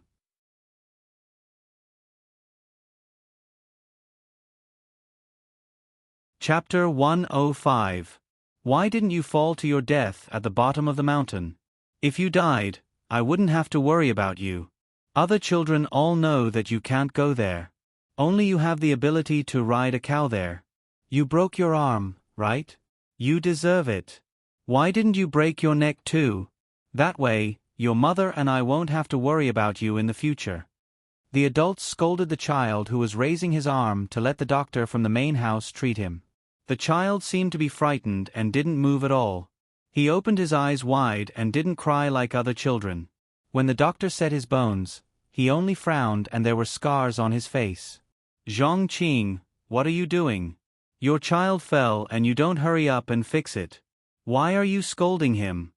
Father Zhang couldn't stand it anymore and scolded him with a sullen face. Father Zhang usually didn't care about these things. Today, he was still so strict, scaring the surrounding people. Zhang Qing was so scared that he trembled. Why did the master of the main house come today? "Master, I'm not scolding him. It's all because he doesn't have the guts." Other children would go to other places when they're herding cows, but this prodigal child just had to go to that place that was washed away by the water. It's more than 2 zhang high, and the cow would fall to its death. He's lucky and only broke an arm. If I don't scold him properly, he won't dare to go to that place in the future. "Master, don't worry, the child is my own, and I will definitely take good care of him. Just now, when the people from the main house came, I asked my daughter-in-law to cook the bone soup. According to the main house's recipe, it's to cook the bones." Zhang Qing was afraid of the master of the house, so he started to explain. As he spoke, He noticed that there were two people he didn't know standing beside the master, so he immediately changed his words. As for the remaining two ingredients, the fish liver and kelp, he didn't want to tell anyone. The surrounding people didn't correct him. Everyone was thinking the same thing. Why should the master let outsiders know what he told them? Father Zhang saw Zhou Shihu and his nephew's questioning expression and said, "Actually, by directly cooking the bones, the human body doesn't use much of it.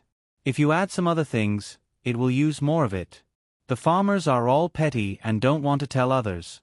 It's fine, just add some fish liver and kelp. That way, not only can it use more of the things in the bones, it can also prevent the big neck disease." "Oh, is there such a thing?" Zhou Qiong did not expect that drinking bone soup would be so particular. The people on Zhangjia Zhuangzi were too hateful.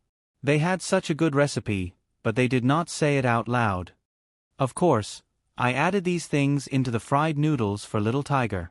It's more delicious and fragrant, and it's also good for the body," Mr. Zhang continued. "So that's how it is. No wonder big brother and sister-in-law are so much better than before. Yongqing, you really keep a tight lid on Zhuangzi's secret." That's good too. I'm envious of you." Zhou Qiong understood immediately. Even though it was just two more things, they were very useful. "The cow is dead?" Mr. Zhang gave Zhou Qiong "you know what's going on" expression, then asked Zhang Qing. "Yes, he fell to his death." Zhang Qing nodded and replied, "If he's dead, bring him back to the main family." "Where's the housekeeper?" Mr. Zhang glanced at the surrounding crowd. "Master, I'm here. I'll send someone to report to the government later."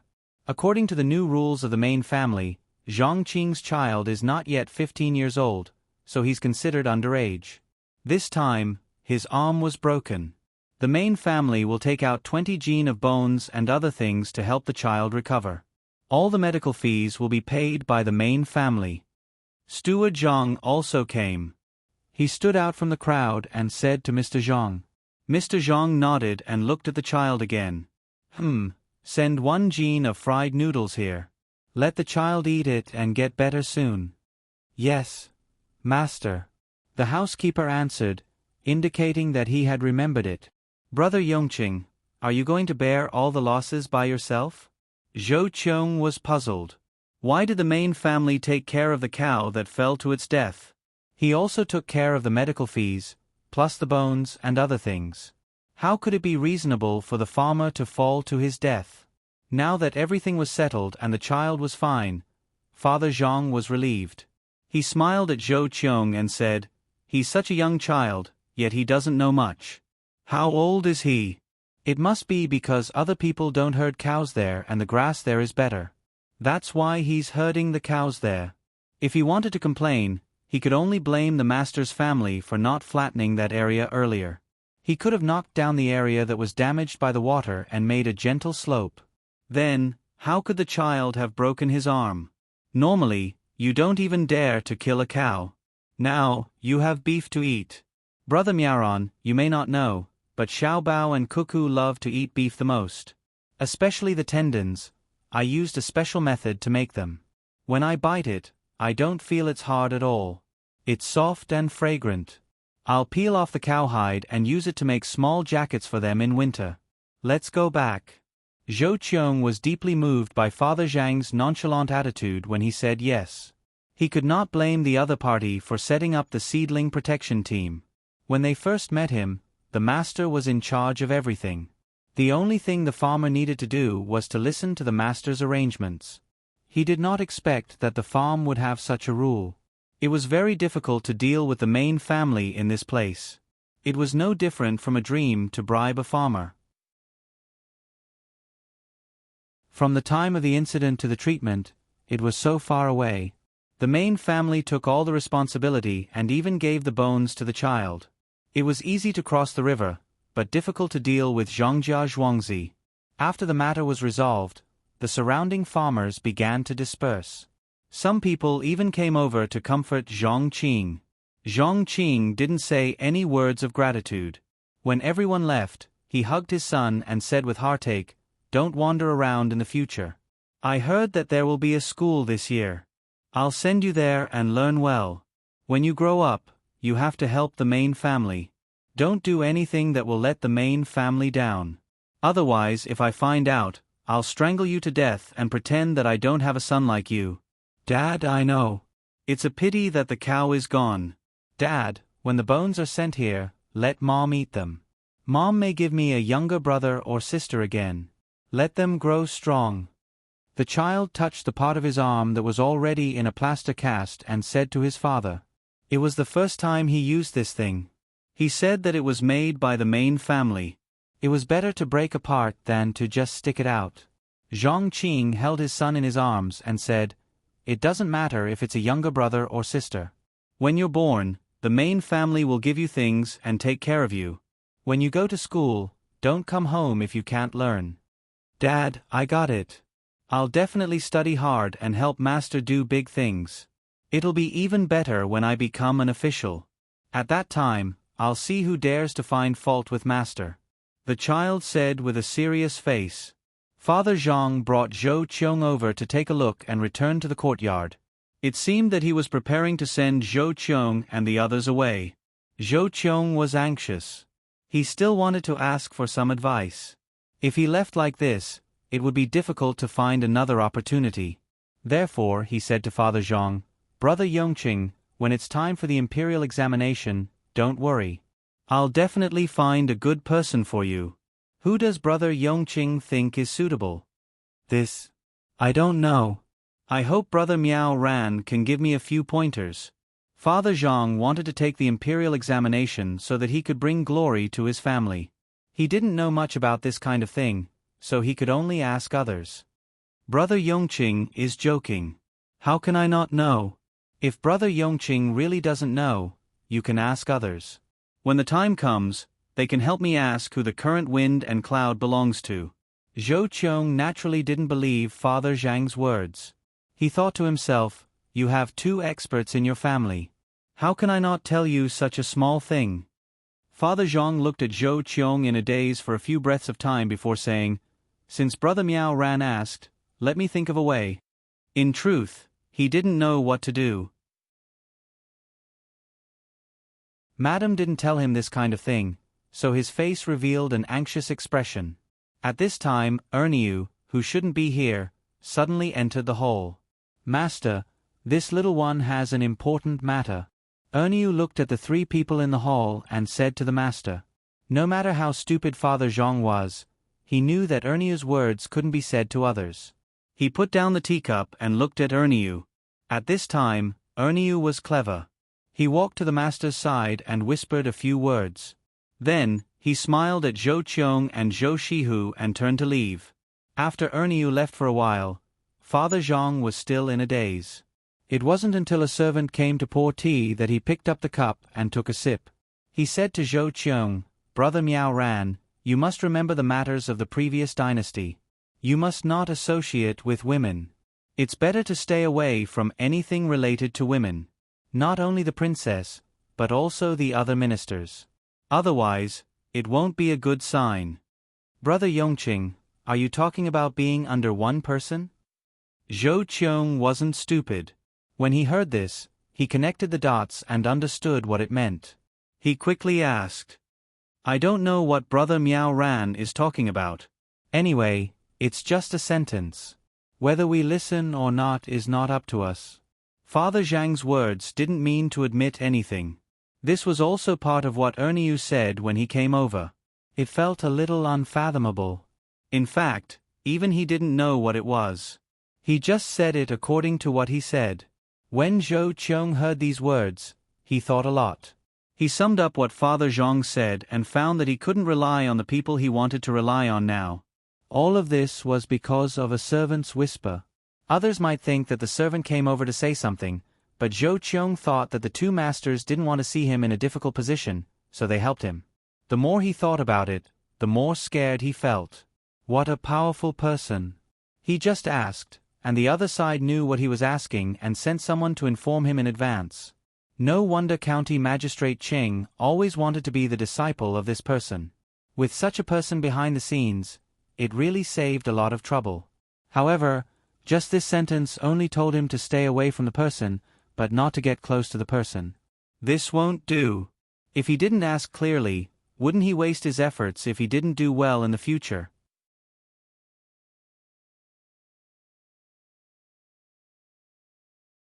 Chapter 106.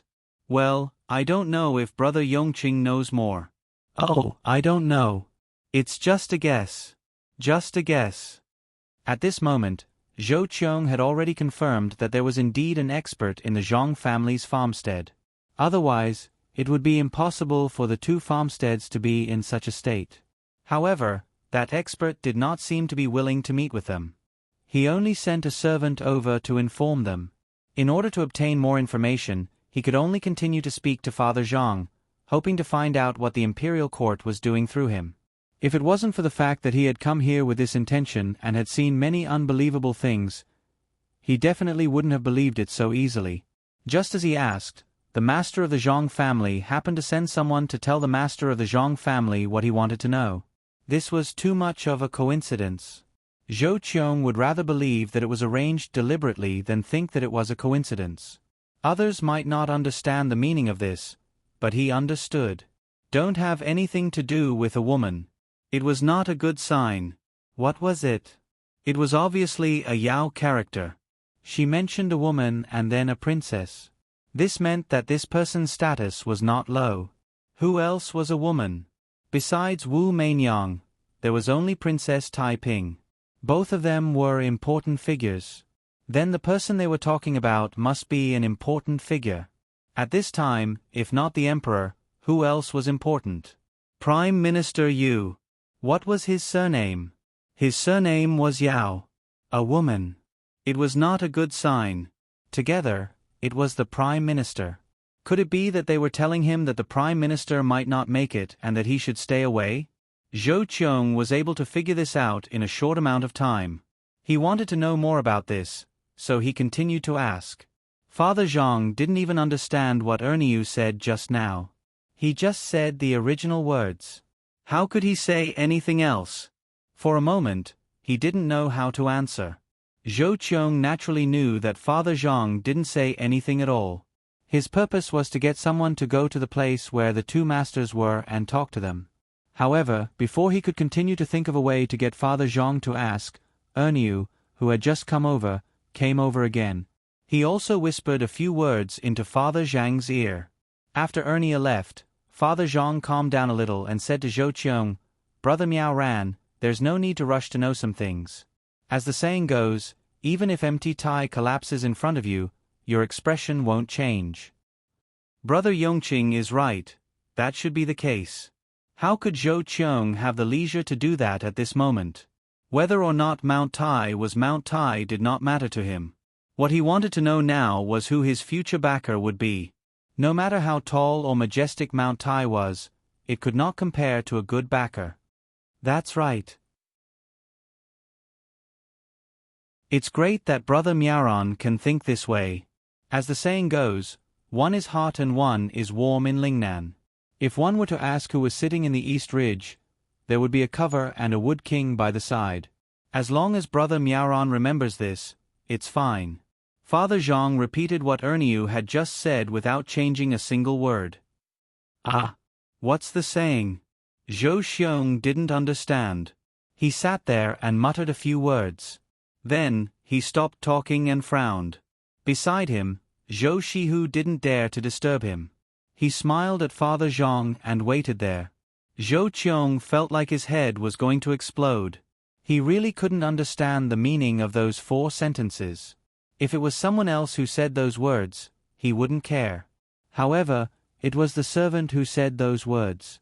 Needless to say, that servant was related to the expert. The expert knew what he was thinking. Just now, he had already reminded her that she could not rely on a certain person. Now, he said these words again. That was exactly what she wanted to know, which was who she could rely on. In Lingnan, when many people heard this, they would think of the line between the Qinling Mountains and the Huai River. In winter, the north would freeze, while the other side would be as warm as spring. But if he really thought about it this way, it seemed a little wrong. Then it should be one cold and one warm in Lingnan, not one hot and one warm, warm and hot. It was definitely impossible for the Qinling Mountains and the Huai River, so what kind of mountains were there? Thinking about it again, there was no need to rush. It was so far away. Could it be that the mountain range was further away? What kind of mountain range was the mountain range further away? Far. Mountain range, Lingnan, wasn't it far away? It would take at least half a year to get there from here. Could it be that someone would come from there? Otherwise, why would it be closer? Who was there? Yes, who could it be? If you ask who was sitting in the Dongling Mountains, Dongling, Lingnan Road, east. Guangzhou, who was there in Guangzhou? There was a cover, a wood, and a king in Guangzhou. There was a wood, and a king, the governor of Guangzhou, Song Jing? Could it be him? Yes, a cover. Wasn't it just the stroke above? Adding a king, could it be that he would rise in the future? Zhou Qiong tried hard to think and finally thought of a person, but he couldn't be sure. It was too hard to believe. A person so far away, could it be that he would enter the imperial court in the future? Thinking of this, he finally raised his head again and opened his mouth to speak to Father Zhang. Before he could speak, Father Zhang opened his mouth and said, "Everything has its own way is like a dream, an illusion, a bubble, and a shadow. It's like dew and lightning. You should see it as it is.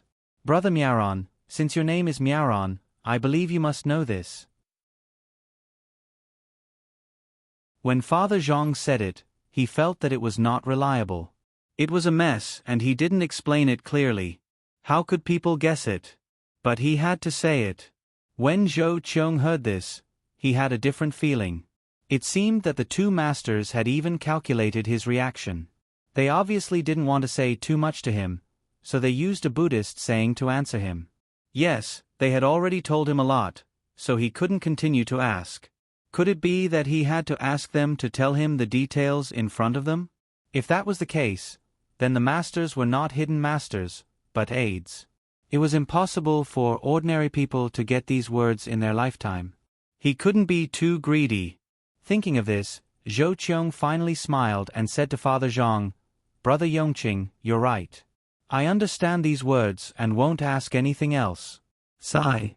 County Magistrate Cheng is a blessed man. If possible, I would rather change places with him. But no matter how blessed County Magistrate Cheng is, he can't compare to Brother Yongqing. After saying this, Zhou Qiong cupped his hands at Father Zhang with an envious expression. Father Zhang was completely dumbfounded. He didn't understand how Zhou Qiong could think of something that he didn't expect after he learned a few words from Erniu. He even envied him. Then why was County Magistrate Cheng also blessed? Erniu's words were said by his wife, but Father Zhang knew that it must be said by his son and future daughter-in-law. The poem was written in a slightly different style, but the rhyme was not bad. Could it be that Zhou Qiong envied him for having a good son? This was not bad. His son and daughter-in-law were not ordinary. They were immortals. Not to mention other things, they had the ability to make money. When they were free, they would come up with a way to make money. They even made a lot of snacks for their family. Everything tasted good. The most important thing was that they were good at business and farming. The rice seedlings in Zhuangzi in the Gu family were all blown away by the wind. But in their own family, it was unknown how the two little guys played with it. They actually stood there motionless.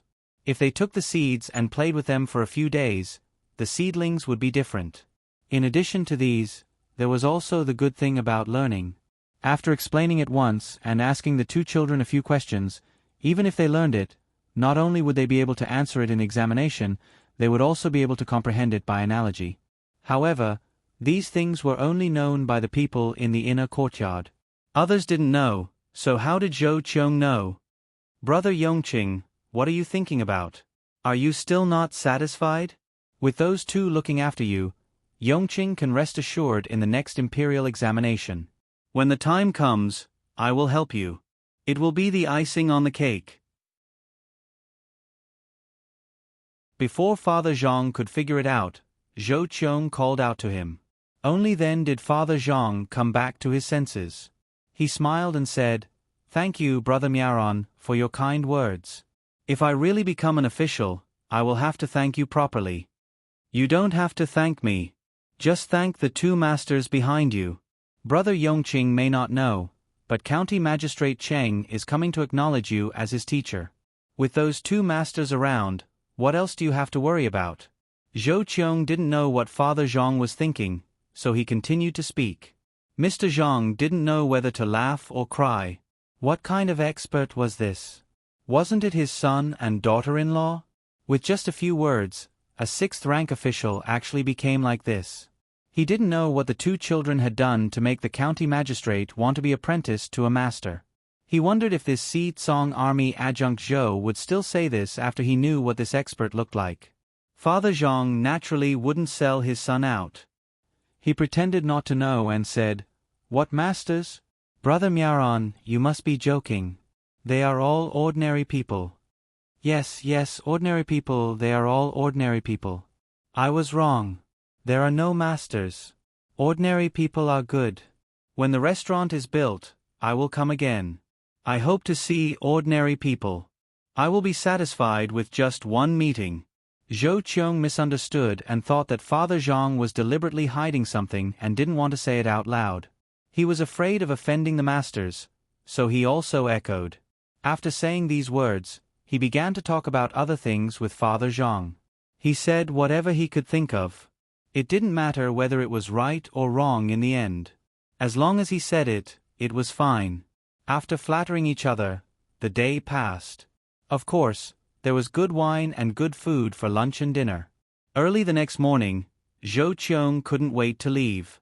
He wanted to go back and figure out what happened in the mountain village. The two families sent each other to the small bridge.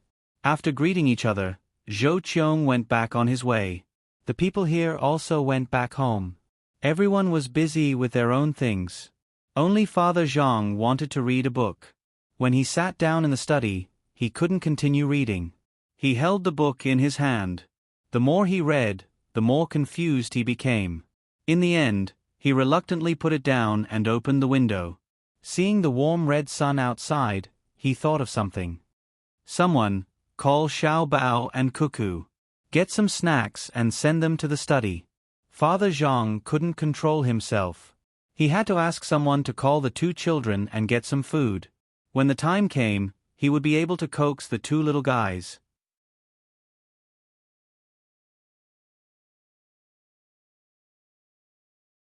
Chapter 107. Zhong Xiaobao and Wang Wan were called over. They left quickly and came back quickly. Zhong Xiaobao's father asked a few questions and they answered selectively.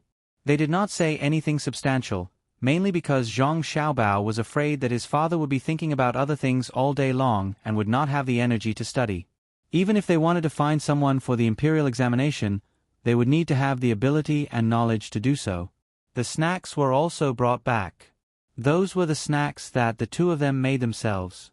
Usually, they would give some to the people in the courtyard. We've made a profit. This year, the whole county is considered to be a disaster, so the production will be reduced by half. We don't have to pay taxes, and we don't have to take out extra silk. We only need to contribute some labor. It's only a few days. Discuss with the Gu family and Zhuangzi to let the county magistrate fix our river. We can use our own people to fix things in our own place. We can even get some construction funds and widen the river. We won't be able to take over the fertile land. Let's go and eat the beef marrow. It's fresh. Zhong Xiaobao felt that he had done a big favor for the family and was in a good mood. As he spoke, he skipped like a child towards the kitchen. Wang Wan stood there in a daze for 2 seconds before running over as well. Don't think about the construction fees anymore. Fix the river properly. What if there's another flood tomorrow? We can't fool around with our own place. The money allocated might not be that much anyway. If we peel it off layer by layer, we won't have much left. The two discussed how much money they could allocate this time. How much money could County Magistrate Cheng put here and what would happen to the river? They went to the kitchen one after another. There were already people taking out the bone marrow of a few bones and putting it on a plate for the two little ancestors to eat. Since the ox had fallen to its death, they immediately sent someone to check on it. Qi Li and Senior Feng came together. When they saw the Yamen runners and the ox, they were sure that the ox had indeed fallen to its death. One of them took 2 caddies of beef from the farm and left happily. When the bailiff left, he also took the ox head and half a fan of beef. When he returned, he could cook some beef soup to drink.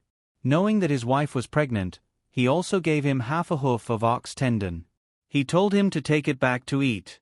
When he felt disgusted, he would feel better after chewing. The bailiff's eyes were red when he received the items. Before he left a message, saying that if there was any trouble, he would bring his brothers over to help. In the future, if the cow fell to its death, he would come over to prove it. Even if he accidentally fell on his neck with a knife, it would still count. The rest of the meat was taken back to the main courtyard and sent to the Wang family. The people in the inner courtyard had a meal of beef stewed with radishes. There wasn't much meat, but there was enough radishes. The beef bones were kept by Zhang Xiaobao and Wang Wan. The rest of the meat was frozen and occasionally cooked for the family. Young master, do you think this bone marrow is enough? When the people in the kitchen saw that the 2 little ancestors had come, they put away all the knives and watched the stove. A person in charge of the kitchen brought a plate to Zhang Xiaobao and Wang Wan and asked respectfully. Zhang Xiaobao looked at the plate. There were 6 strips of bone marrow of different lengths and thicknesses.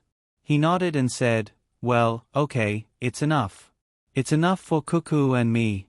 It's just cooked, right? Make more, steam it in the pot, mix it with the stock, add less salt, some chopped green onions and coriander, and send it to my family and the main house of the Wang family. Oh, remember not to add coriander in one bowl. My grandma doesn't like it. Cut some ginger foam. Grandma likes to eat that." The person in charge of the kitchen immediately went to arrange it. At the same time he sighed. His grandson was 2 years old, but he always pestered the family for this and that. He had never said that he would let the family taste what he wanted. Looking at the young master and the young lady, they would think of the family when they had something good. They even remembered the old lady's favorite food. They couldn't compare with them. When Zhang Xiaobao and Wang Wan ate the bone marrow at noon and took a nap, Zhou Qiong had already arrived at the Qin family's village. He came back in a hurry. He was afraid that those people would find that he had left and it would take a lot of effort to explain. Following the Yamen runners waiting outside the mountain, when they entered the village, County Magistrate Cheng immediately greeted them. He arranged a place to rest and asked someone to send food. The officials who were still working here were all exhausted. There was no part of their bodies that didn't ache. They weren't picky when they were eating last night. They ate whatever was given to them. When they slept last night, they were scattered among their families. Until now, they still didn't know that there was one less person working here. The 2 assistant ministers were very relaxed. They wandered around together and occasionally gave advice to the villagers on what to plant. Especially the assistant minister of the Ministry of Works, he helped the villagers draw a picture of a tub and asked them to follow it. In the future, it would be more convenient to get water from the tub. Naturally, the food they ate was better. At noon today, they actually ate 2 meat dishes, 1 vegetable dish, and a bowl of soup. They hadn't seen the army from the prefecture for more than a day. They even asked, but the answer they got was that they were assigned to other things. When Zhou Qiong came back this time, he first talked to County Magistrate Cheng. The Yamen runners were not in a hurry to show up. They let the officials do more work and tire themselves out so that it would save them some trouble. The Yamen runners understood that the officials were tired after walking for such a long time. If they had a good rest the next day, they might recover a lot. However, after working for another day, they would definitely be sore and painful. If they worked for a few more days, they might get used to it. However, if they worked for another day and walked back the next day, the feeling was obvious. At that time, they could only be fed by others and couldn't even lift their arms. "Lord Zhou, have you finished your discussion this time?" County Magistrate Cheng asked Zhou Qiong to sit down. He poured the warm wine and pushed the wine bowl in front of Zhou Qiong. "Yes, there are 2 small things.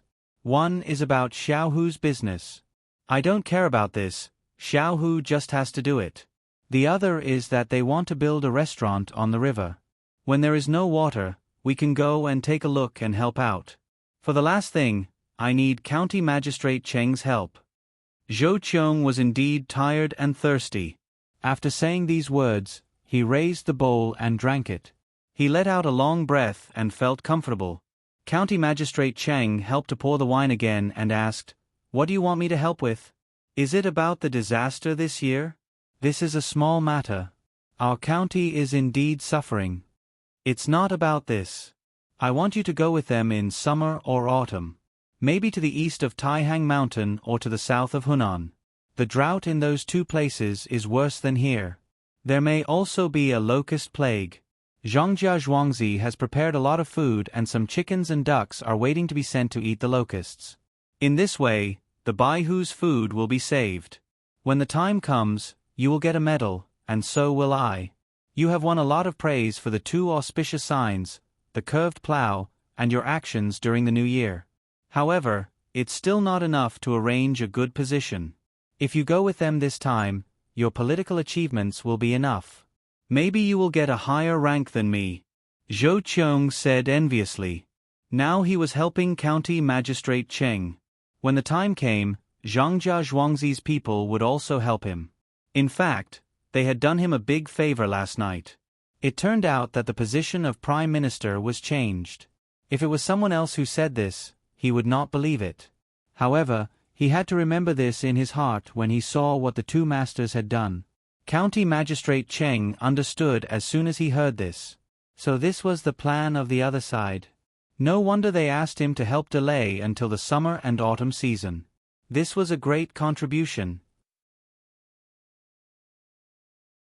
No matter who took out the grain, as long as it was in Sanshui County and he could show up, he would be counted in. "Thank you for telling me, Mr. Zhou. I wonder who will be sent to take care of this matter this time? At that time, if I can say a few words, my side will be more secure. I wonder what those two experts look like."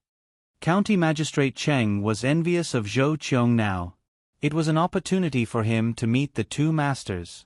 Zhou Qiong shook his head helplessly. "I don't see them either. The two masters are really good. Before I said I wanted to meet them, they had already sent someone to solve my doubts during the meal. They are really good at predicting. I can't tell you more. Just remember, during summer and autumn, don't get too close to the right Prime Minister.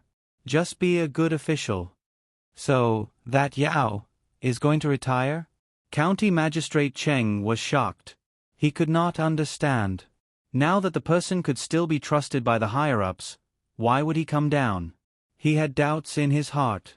Suddenly, he remembered that the two masters of Zhongjia Zhuangzi did not tell him. They told Zhou Qiong and had nothing to do with him. In this case, they felt that his position was too low and there was no need for him to know about this matter. Maybe it was really like this, so he had to be careful. When County Magistrate Cheng wanted to ask some more questions, he found that Zhou Qiong had already started eating. He had to suppress the doubts in his heart and planned to find a way to ask when he accompanied the disaster relief. The two chatted for a while. After the meal, Zhou Qiong directly lay down to rest. County Magistrate Cheng sensibly left. When it was almost night time, he found Village Chief Qin and whispered a few words in his ear. The officials who had worked for 2 days dragged their tired bodies back to eat when they were called together. Suddenly, they found that the food on the table had changed. It was no longer the rice balls that were hard to swallow, but a small vegetable box. No wonder it smelled so good just now. There were also more dishes. The bitter and astringent pickles were gone and replaced with 3 dishes: mushroom fried meat, egg fried with shallots, steamed radish dipped in sauce, and a bowl of wild vegetable soup with a lot of oil floating on it. This was not a bitter wild vegetable, but a cat's ear, also known as qingming grass. The soup made by the small vegetable box and the cat's ear was very fresh and tender. All the officials sat there but did not dare to move their chopsticks. They were afraid that these people did not have good intentions. At this time, a yamen runner appeared in front of everyone and explained, "Lords, I'm back. Tomorrow morning, you don't have to work and can enjoy the beauty of the mountains and rivers here. Last time, I promised that as long as a place entered the top 5 on the classification list, I would add 4 more chapters. Today, I reached the top 5, so I would add 4 more chapters. Thank you. To be honest, I have not missed a single day.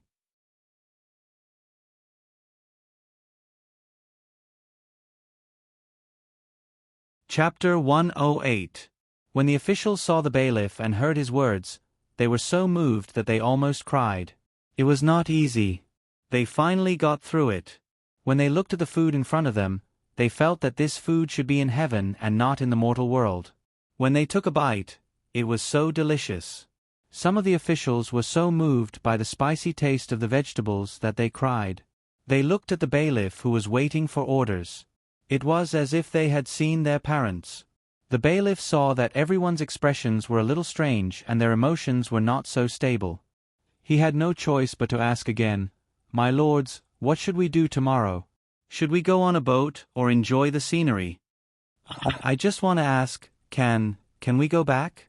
An official ate 2 boxes of vegetables in a row and choked while speaking. He hurriedly drank a mouthful of soup and stood there with his neck straightened. After a while, he let out a long breath and looked at the bailiff, eagerly waiting for a reply. "What? Go back? This? Little brother, don't worry. When we go back, oh no, we will pay for the meal this time. 10 taels of silver per person. No, 20 taels of silver. Little brother, you have worked hard, so naturally, you will not be left out." When another person heard the bailiff's question, he opened his mouth and said a lot of words. He was really afraid. If he stayed any longer, he might lose his life in the village. That's not necessary. What I mean is that you really don't want to have fun here.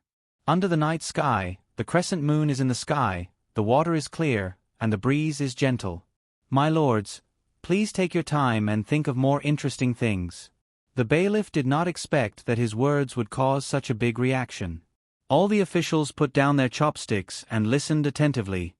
"Thank you, little brother, for your kindness. Let's wait for the others to come. We have to go back and see the disaster situation in the county. The people's affairs are more important." The official who spoke at the beginning continued. He was really scared. How could he think of interesting things? In this place, the first thing that came to mind was how he carried the water. Not to mention the water in the buckets, the wooden buckets were not light at all. He quickly found an excuse and said that he wanted to go back to the county to check on the situation. In fact, he wanted to hide as far away as possible and never come back to this place in his next life. The bailiff was still hesitating. The official who said that he would pay also took over and said, "This meal costs 30 taels of silver. When the time comes, all the brothers in the county will each pay 5 taels of silver. I will pay when I get back." With him taking the lead, the other officials also understood that the money was too little. One by one, they followed suit. Some even wanted to write down a written agreement on the spot. As a result, County Magistrate Cheng was alarmed. He came here with the 2 assistant ministers.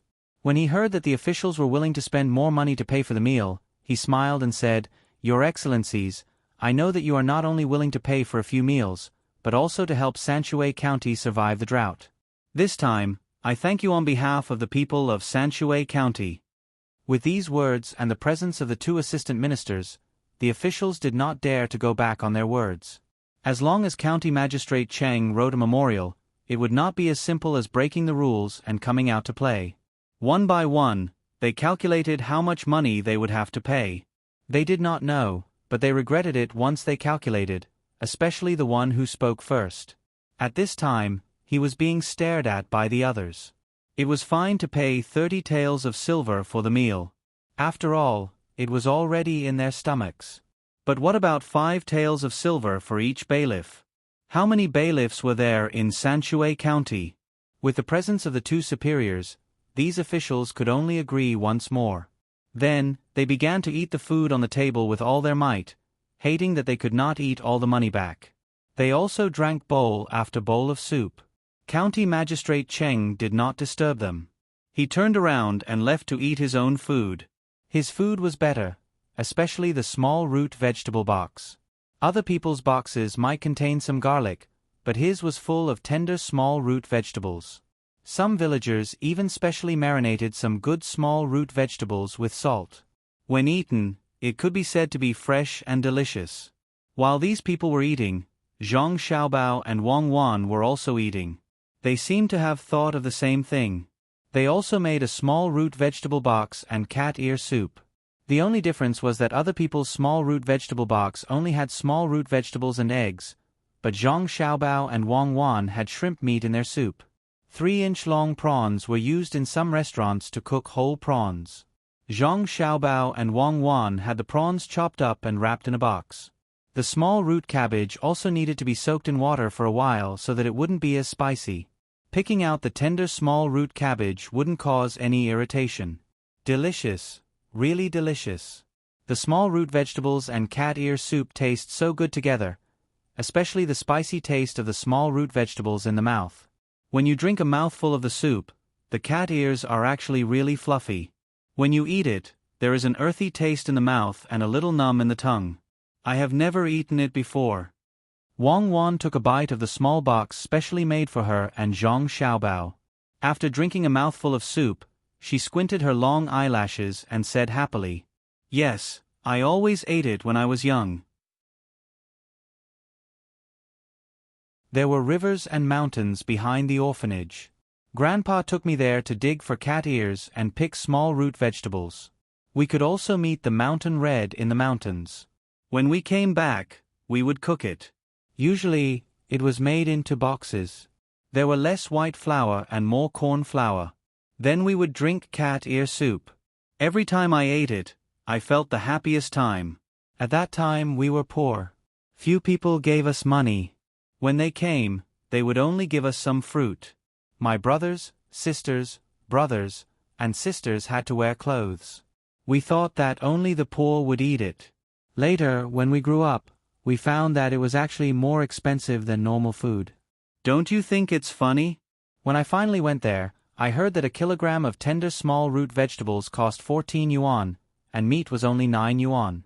At that time, if someone was willing to exchange, we were willing to exchange a kilogram of small root vegetables for a kilogram of meat. Have you seen my picture when I was young? Even a skinny monkey would grin when he saw it. Eat it. What you eat is not that kind. There are also shrimps in it. Eat them all. Don't waste them. Later on, when I was rich, I didn't care if the food was more expensive, but I never threw anything. Zhang Xiaobao took a bite of the box and whimpered. His face was full of nostalgia. Wang Wan didn't know if she should be envious or sad. She drank a mouthful of soup and said, "Then why don't you go to the river to catch fish and shrimps? The children here know how to do that." Who said that we didn't catch enough? We caught them and sold them for money. The things in the river were not valuable. The shrimps were only an inch long, and the fish were only 2 or 3 inches long. Grandpa Dean couldn't sell them for much. Later on, it was polluted by the starch factory. Even those things couldn't be obtained. Everyone went to the mountains to dig for dandelions, which are considered a kind of medicinal material. There were also various kinds of wormwood, all of which were edible. There was also a plant known as the windbreak plant, which was sold well. It was especially useful for treating allergies, and it was faster than any medicine. As long as the water was boiled, the pimples on the body would disappear in less than a minute after rubbing them with the water. At that time, the older children did most of the work. I was still young, so I followed behind and helped to search for things. When I was 5 years old, a 9-year-old brother was bitten by a snake because he went to the mountains to dig for things. We called the snake turf. It wasn't very poisonous. It would definitely not destroy the blood molecules in a few minutes or even seconds. Grandpa Dean carried him out to get the serum. At that time, the serum was not expensive. The hospital was developing well. Not to mention 1 bite, even 10 bites would be enough. As long as he was sent to the hospital for the injection, he would be fine. Moreover, the treatment of the children in the orphanage was not that expensive. They could even give the treatment for free. But at that time, there was a medical official from the province. Grandpa was stopped outside. No matter what, he was not allowed to enter. The official was going to inspect the hospital for 3 days. Grandpa had no choice. He wanted to go to another city, but they would not care about the orphans here. In the end, he got some black powder and pasted it on the brother's leg. 2 days later, the leg was swollen to the size of his waist. When the official left, it was too late to go to the hospital. After a week, he died. Zhang Xiaobao seemed to be talking about something that had nothing to do with him. He still had a happy expression on his face when he was eating. As he spoke, he picked out some prawn meat and put it on the plate in front of Wang Wan. Wang Wan did not eat at all. She was stunned for a while. She looked at Zhang Xiaobao and said, "So you didn't take revenge? I think you are the most important person in this aspect." "Comrade Wang Wan, you are wrong. Why would I take revenge? If someone made a mistake, there would naturally be the law to solve it. You can't knowingly break the law. That's unacceptable. I'm not a vengeful person. I'm a good person. It's God's doing." That official and the 26 related people were accidentally bitten by a snake. They were bitten by a snake called the taipan snake. Why do you think it is so unbelievable? That snake does not exist in Asia. It lives in desert areas and usually does not take the initiative to attack people.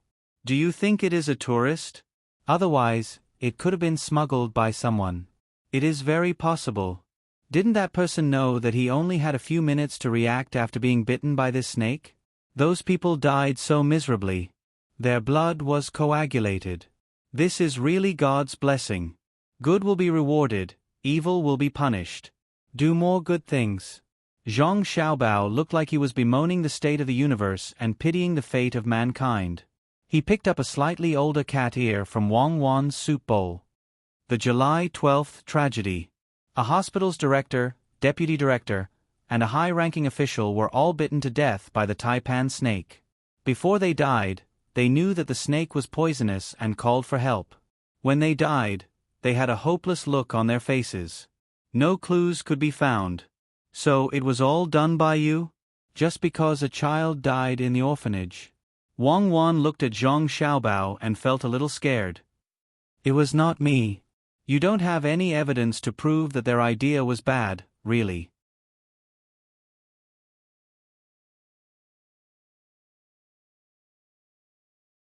Chapter 109. Wang Wan listened to Zhang Xiaobao's nonchalant explanation and didn't know what to say. She still remembered that because this case was too big, it was finally handed over to them. There were 26 people, 26 lives. They didn't even know who killed them when they died. Each and every one of them used their last moments to reveal their possible opponents. As a result, following the clues, they cleaned up quite a number of corrupt officials, but none of them admitted that they were the ones who released the snakes. Zhang Xiaobao, you're really something. Xiaobao, don't always pick up prawns for me. If I want to eat prawns, I can just eat them directly. Why eat the ones in the box? Tell me, how much money did you spend on this? As far as I know, the price of the snake isn't cheap. It had to be transported from so far away, and it wasn't just one. Many died on the way, right? Wang Wan asked Zhang Xiaobao with a smile. Seeing that Zhang Xiaobao still had that blank look in his eyes, she said, "Anyway, no one can hold you accountable now that you've admitted it. What are you afraid of?" "I'm afraid? What am I afraid of? Those people should be afraid. Even God can't stand their way of doing things. I'm guessing that the snake knew about this situation and crawled over by itself. It's not easy to climb over mountains just to bite people. The first step was to investigate and find out where these people often go. For example, that high-ranking official of high-ranking officials often goes to some underground entertainment venue. How much effort do you think the snake had to put in? That guy didn't forget to bring along guards when he was looking for the top courtesan. He had to hide, right? He also had to discuss the time with others of the same kind to take action together. It's not easy. Zhang Xiaobao frowned and pursed his lips. He used words to paint a picture for Wang Wan. Fine, Zhang Xiaobao, you're good. You're so stubborn. It's a pity that we don't have a lie detector. Otherwise, we'll definitely expose your past. Wang Wan didn't care how many things Zhang Xiaobao had done in the past. She just wanted to get the truth from Zhang Xiaobao's mouth. Unfortunately, this bad guy Zhang Xiaobao still wouldn't tell her the truth. His mouth was full of lies. Zhang Xiaobao smiled at Wang Wan and took another bite of the vegetable box. Yes, if you have a lie detector, you should let me use it. I'll let you know what it means to be mentally strong. Let me tell you something. A person killed someone. He was afraid of being caught and sent to the lie detector, so he looked at himself in the mirror and kept saying, "I didn't kill anyone, you didn't kill anyone, I didn't kill anyone." Guess what happened in the end? What's wrong? Wang Wan asked. In the end, when all the evidence pointed to him, he saw the corpse and the evidence. He stared blankly at the investigator standing in front of him and said, "Who is this dead person?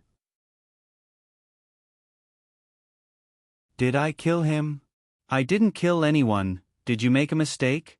In the end, all the data on his body on the lie detector showed that he wasn't lying.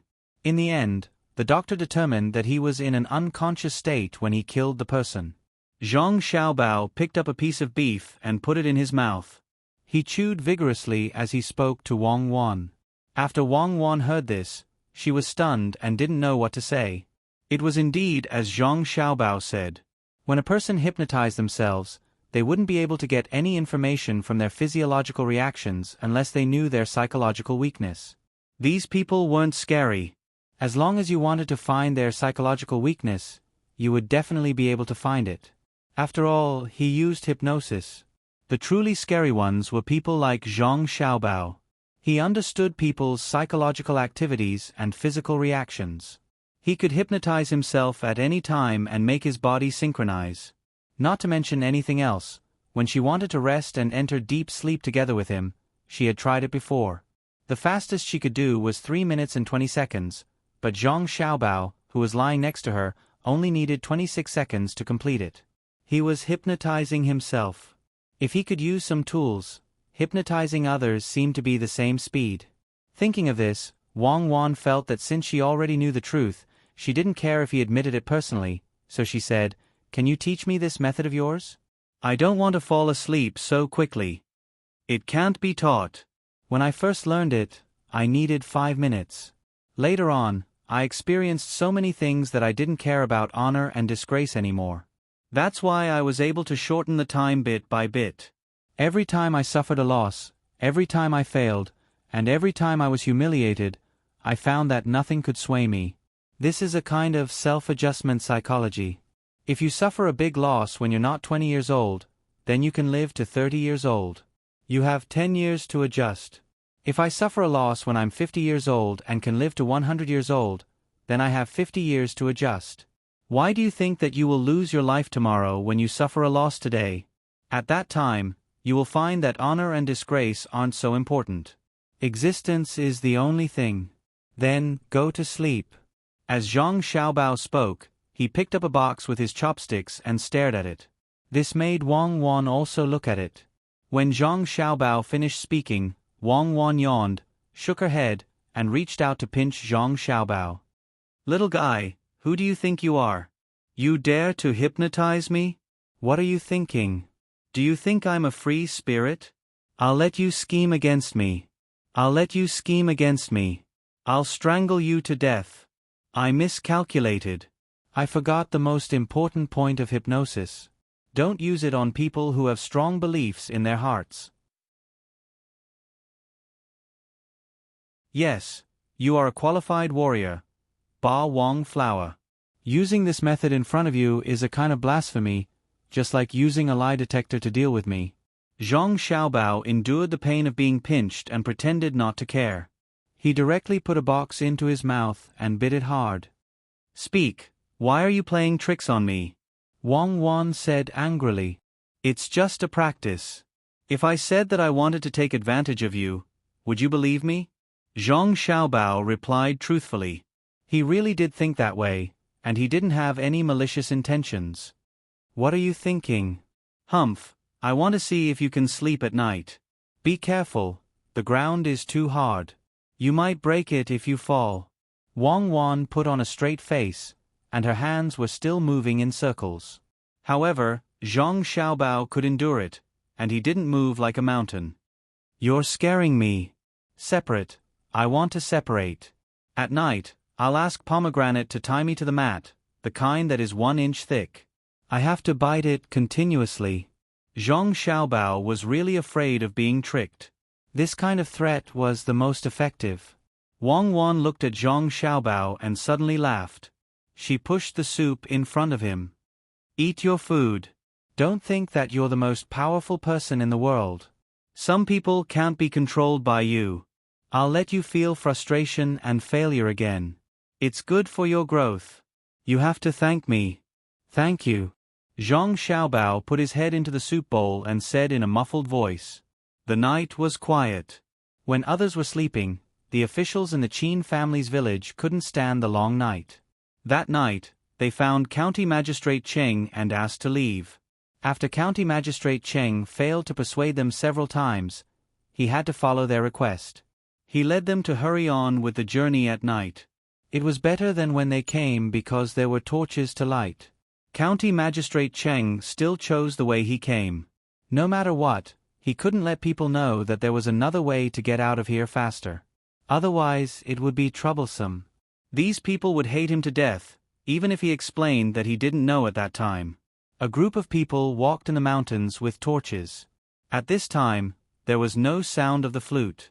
Only the occasional chirping of some night owls came from the woods, which made people's hair stand on end.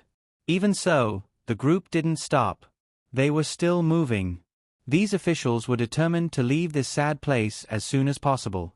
As for revenge, they also thought about it. However, they saw that there were only a few people in the village. If they were found out, they didn't dare to think about the consequences, especially when they had to avoid County Magistrate Cheng. "Officials, are you tired? Take a rest, and then we'll continue." County Magistrate Cheng felt that these officials were a little different from ordinary people when they were hurrying. Each of them had a fierce expression, which made him a little worried. He was afraid that they would be tired.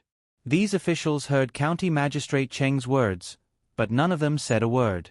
They were all holding their breath and wanted to leave as soon as possible. They were panting heavily and their eyes were wide open as they hurried on with their journey. After walking for a while, County Magistrate Cheng really had no choice but to stop them. These officials could walk forward with a strong momentum, but the 2 assistant ministers couldn't. The assistant ministers had a good rest these 2 days and didn't suffer so much. My lord, please slow down. The assistant ministers are still behind us." These officials who were walking with a strong momentum had to stop when they heard County Magistrate Cheng's words. They were also afraid that something would happen to the 2 assistant ministers behind them. If that happened, they wouldn't be able to escape just by suffering a little now. One by one, they stopped and waited for the 2 assistant ministers behind them accompanied by yamen runners. When they were walking just now, they had forgotten that they were tired. Now that they stopped, they suddenly felt that there was no place that didn't feel uncomfortable. The fatigue that they had been feeling for the past few days finally broke out at this moment. When the night wind blew, people's minds were a little dazed when they were awake. County Magistrate Cheng hurriedly asked people to get some dry wood to burn. He brought food and water to everyone and arranged them to the side of the fire so that they wouldn't catch a cold. Otherwise, they might fall sick directly here. In fact, County Magistrate Cheng knew that even with this arrangement, many people who could make it to the foot of the mountain would fall sick. At that time, they would have to find a doctor to treat them. At most, they would just catch a cold. These people's bodies were not bad and they wouldn't die when the time came. Just as County Magistrate Cheng had guessed, when they reached the foot of the mountain and saw the carriages that came to welcome them, a few of them fell down immediately. They were carried to the carriages and called for a doctor to treat them. When they returned to the yamen, they would need to rest for some time.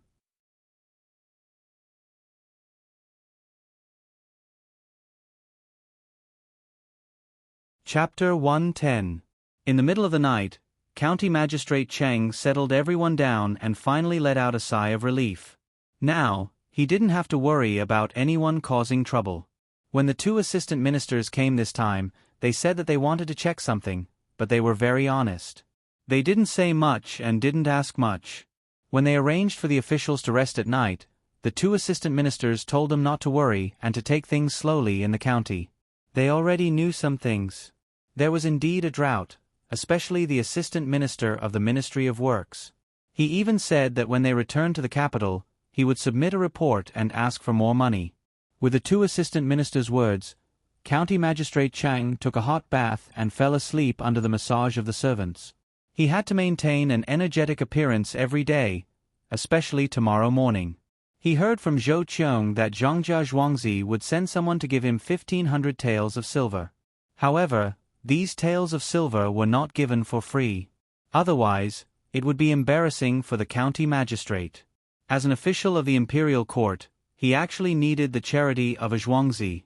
If word got out, people would not trust him as an official. Therefore, the other side also said that they would use the money to buy a piece of land, the land beside the little Luoshui River. If it was another piece of land, County Magistrate Cheng would think about whether Zhongjia Zhuangzi was deliberately taking advantage of this situation to take advantage of him. However, he couldn't say anything about that piece of land. The other party had already said that they wanted the North Bank. What did the North Bank have? As a county magistrate, he naturally knew that it was just a broken mountain. It took up a lot of land, but it couldn't grow anything. There were only a few trees. If that mountain was worth 1,500 taels of silver, wouldn't the other pieces of land be worth dozens of times more? He had to deal with this matter personally. First, he had to spread the news to the people that Zhongjia Zhuangzi was buying the mountain. He had to let the people know that there was a Zhuangzi who was willing to make a loss. Second, he had to wait for the Yamen to take out the money to let the people know that the Yamen didn't take their money and didn't arbitrarily collect taxes from the people. The next morning, County Magistrate Cheng woke up. Before he could ask, a servant said to him, "Master, only 2 of those officials can still get up. The others are all sick. Last night, we sent someone to check on them. They said that they are fine and will recover after a few days of rest. Master, do you want to go check on them? Are they really fine? All right, let them take care of them. As for the remaining 2, don't worry about them. Even if they are not sick, they won't be able to cause trouble for the time being." Of course, we have to check on them. Go and prepare some light food. Oh, also prepare some wood ears. These people are all ancestors. Every one of them has to take out a few hundred taels of silver. It's worth it to eat good food and drink. When County Magistrate Cheng thought of what these people had said, he became happy. This was good. With Zhongjia Zhuangzi's support and 1,500 taels of silver, even if they bought some wood ears from Zhongjia Zhuangzi when they left, they would still be able to make a lot of money. The rest of the money would be used to suppress the price of food due to the drought, especially those merchants who had bad intentions. No matter what, they couldn't be allowed to raise the price of food. Otherwise, the people would go hungry. After freshening up and eating some breakfast, County Magistrate Cheng asked people to carry light food to the places where the officials were. Those who were sick were told to rest well. Those who were not sick could only force themselves to get up. Their bodies were sore and painful. After being served and washed up, they didn't even have the strength to eat. When County Magistrate Cheng came over with the food, the 2 of them were talking about this matter. They had suffered a lot. After exchanging a few words with County Magistrate Cheng and waiting for him to leave, the 2 of them sat at the table. Whenever someone fed them, they would take a bite. The 2 of them were not carrying water. They were helping to clear the wasteland. They swung the pickaxe one after another. Now, both of their arms were thicker than usual. They hung there, and the slightest movement would make them suck in a breath of cold air. If it was someone who exercised regularly, they would tell them that this was called exhilaration. After arranging these things, County Magistrate Cheng began to wait for the people from Zhongjia Zhuangzi to come. At the same time, he asked people to keep writing notices to let the people in the county know about this matter. As for those who couldn't read, he wasn't worried. Naturally, there would be people who were willing to show that they could read. Before the people from Zhongjia Zhuangzi came, most of the people in the county knew about this matter. Some people said that Zhongjia Zhuangzi was stupid, while others said that Zhongjia Zhuangzi was benevolent. In any case, no one said that Zhongjia Zhuangzi could make money by buying that mountain. It was already good enough that he didn't lose money. At 9:15, Erniu, who was on Zhongjia Zhuangzi, finally arrived. He came by himself. He put 1,500 taels of silver behind him. Not only were they all silver, there were also copper coins and cloth. Altogether, they filled up 2 carriages. If it was only silver, a few boxes would be enough. Without the money, County Magistrate Cheng naturally wouldn't lead Erniu to the place immediately. He first arranged for Erniu to rest. Even though Erniu was a servant, County Magistrate Cheng still maintained the proper respect. Erniu, this official remembers that you did a lot of things for Zhongjia Zhuangzi, right? County Magistrate Cheng arranged for Erniu to eat at the place where he was going to let him eat something. Since he came so early, he must have not eaten breakfast. At the same time, he also casually chatted with him. In reply to your question, in fact, I didn't do much. I just listened to the master. Whatever the master asked me to do, I just did it. Your Excellency, you don't need to prepare the food. I have brought it. Look, it's all in the bag. Erniu was usually quite clever. When he saw the place where he was, he knew what the county magistrate had arranged. As he spoke, he put the bag on his back on the table and quickly opened it. There were some bamboo tubes inside. Oh, you even brought things here? Coming out from home, you must have spent a lot of time preparing these things, right? County Magistrate Cheng pretended to be curious and asked. In fact, he was not happy in his heart. How long did it take to prepare these things? If he didn't prepare them, wouldn't he have come long ago? Of course, Erniu understood the hidden meaning in County Magistrate Cheng's words.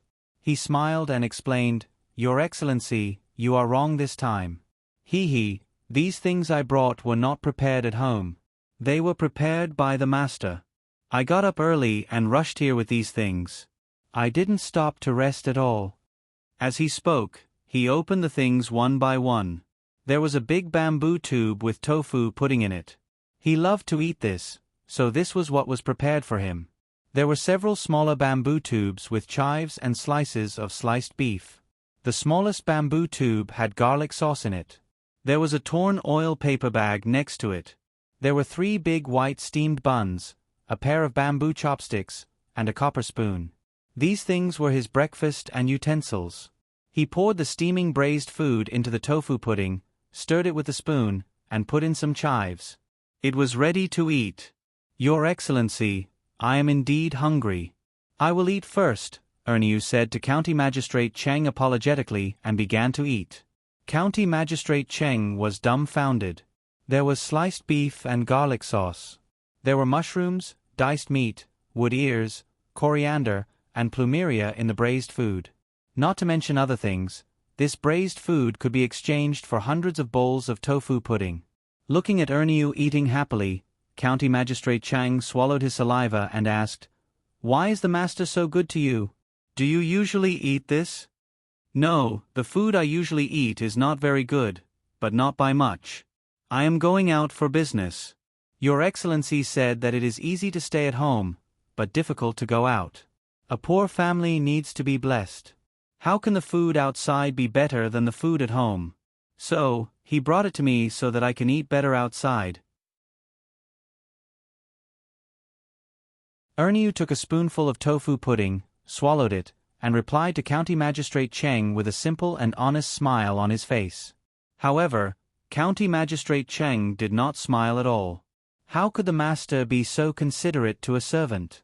Erniu's words were not said by the master to a servant. It was clearly instructed by the parents when their children were going on a long trip. If anyone wanted to bribe such a servant, there was no need to consider. Not to mention Erniu, if he were in Erniu's position, he would also protect the master wholeheartedly. Is it delicious? County Magistrate Cheng was lost in thought. When he asked about the fragrance of the braised food and the bean smell of the tofu pudding, he could not help but ask. It's delicious. You may not know, but the food made by our master is delicious. Look at the sliced beef. It is not cooked directly in the pot. That way, the meat will be hard. Look at this, it is soft. When cooking, you have to add some other things, which are the things that are used in the dough. Yes, it is a secret recipe. Add that thing together and cook it. After cooking, it will become like this. The garlic sauce is also different. Other garlic sauces are made by crushing the garlic and adding the soy sauce. Here, you have to cut the garlic into foam and soak it in the soy sauce for a few days before taking it out. It is not so spicy and has a special taste. If you don't believe me, you can try it. As Erniu spoke, he saw that he had not eaten many slices of the sliced beef and pushed it in front of County Magistrate Cheng. He also pushed the garlic sauce over. County Magistrate Cheng looked at the food and struggled to decide whether to eat it or not. If he ate it, he was afraid that he would lose face. If he did not eat it, he would be tempted by Erniu's words. In the end, he persuaded himself that these were his master's food. As a disciple, it was not a big deal to eat some. With this thought, County Magistrate Cheng finally put down his pride. He directly picked up a slice of beef and dipped it in the garlic sauce. He put it into his mouth and tasted it carefully. Good, it is indeed extraordinary. Master is indeed capable. Ernyo, have you thought about your master's decision to buy that mountain this time? Don't you think it will be a loss? If it doesn't work out, I will change the place. Change? No, sir, you can't change it. When we came here, our master said that he wanted that mountain. Don't tell me you are going back on your words? When Ernio heard this, he put down his chopsticks and replied firmly. He did not know why the little young master wanted that mountain. He only knew that since the little young master wanted it, it was a good deal.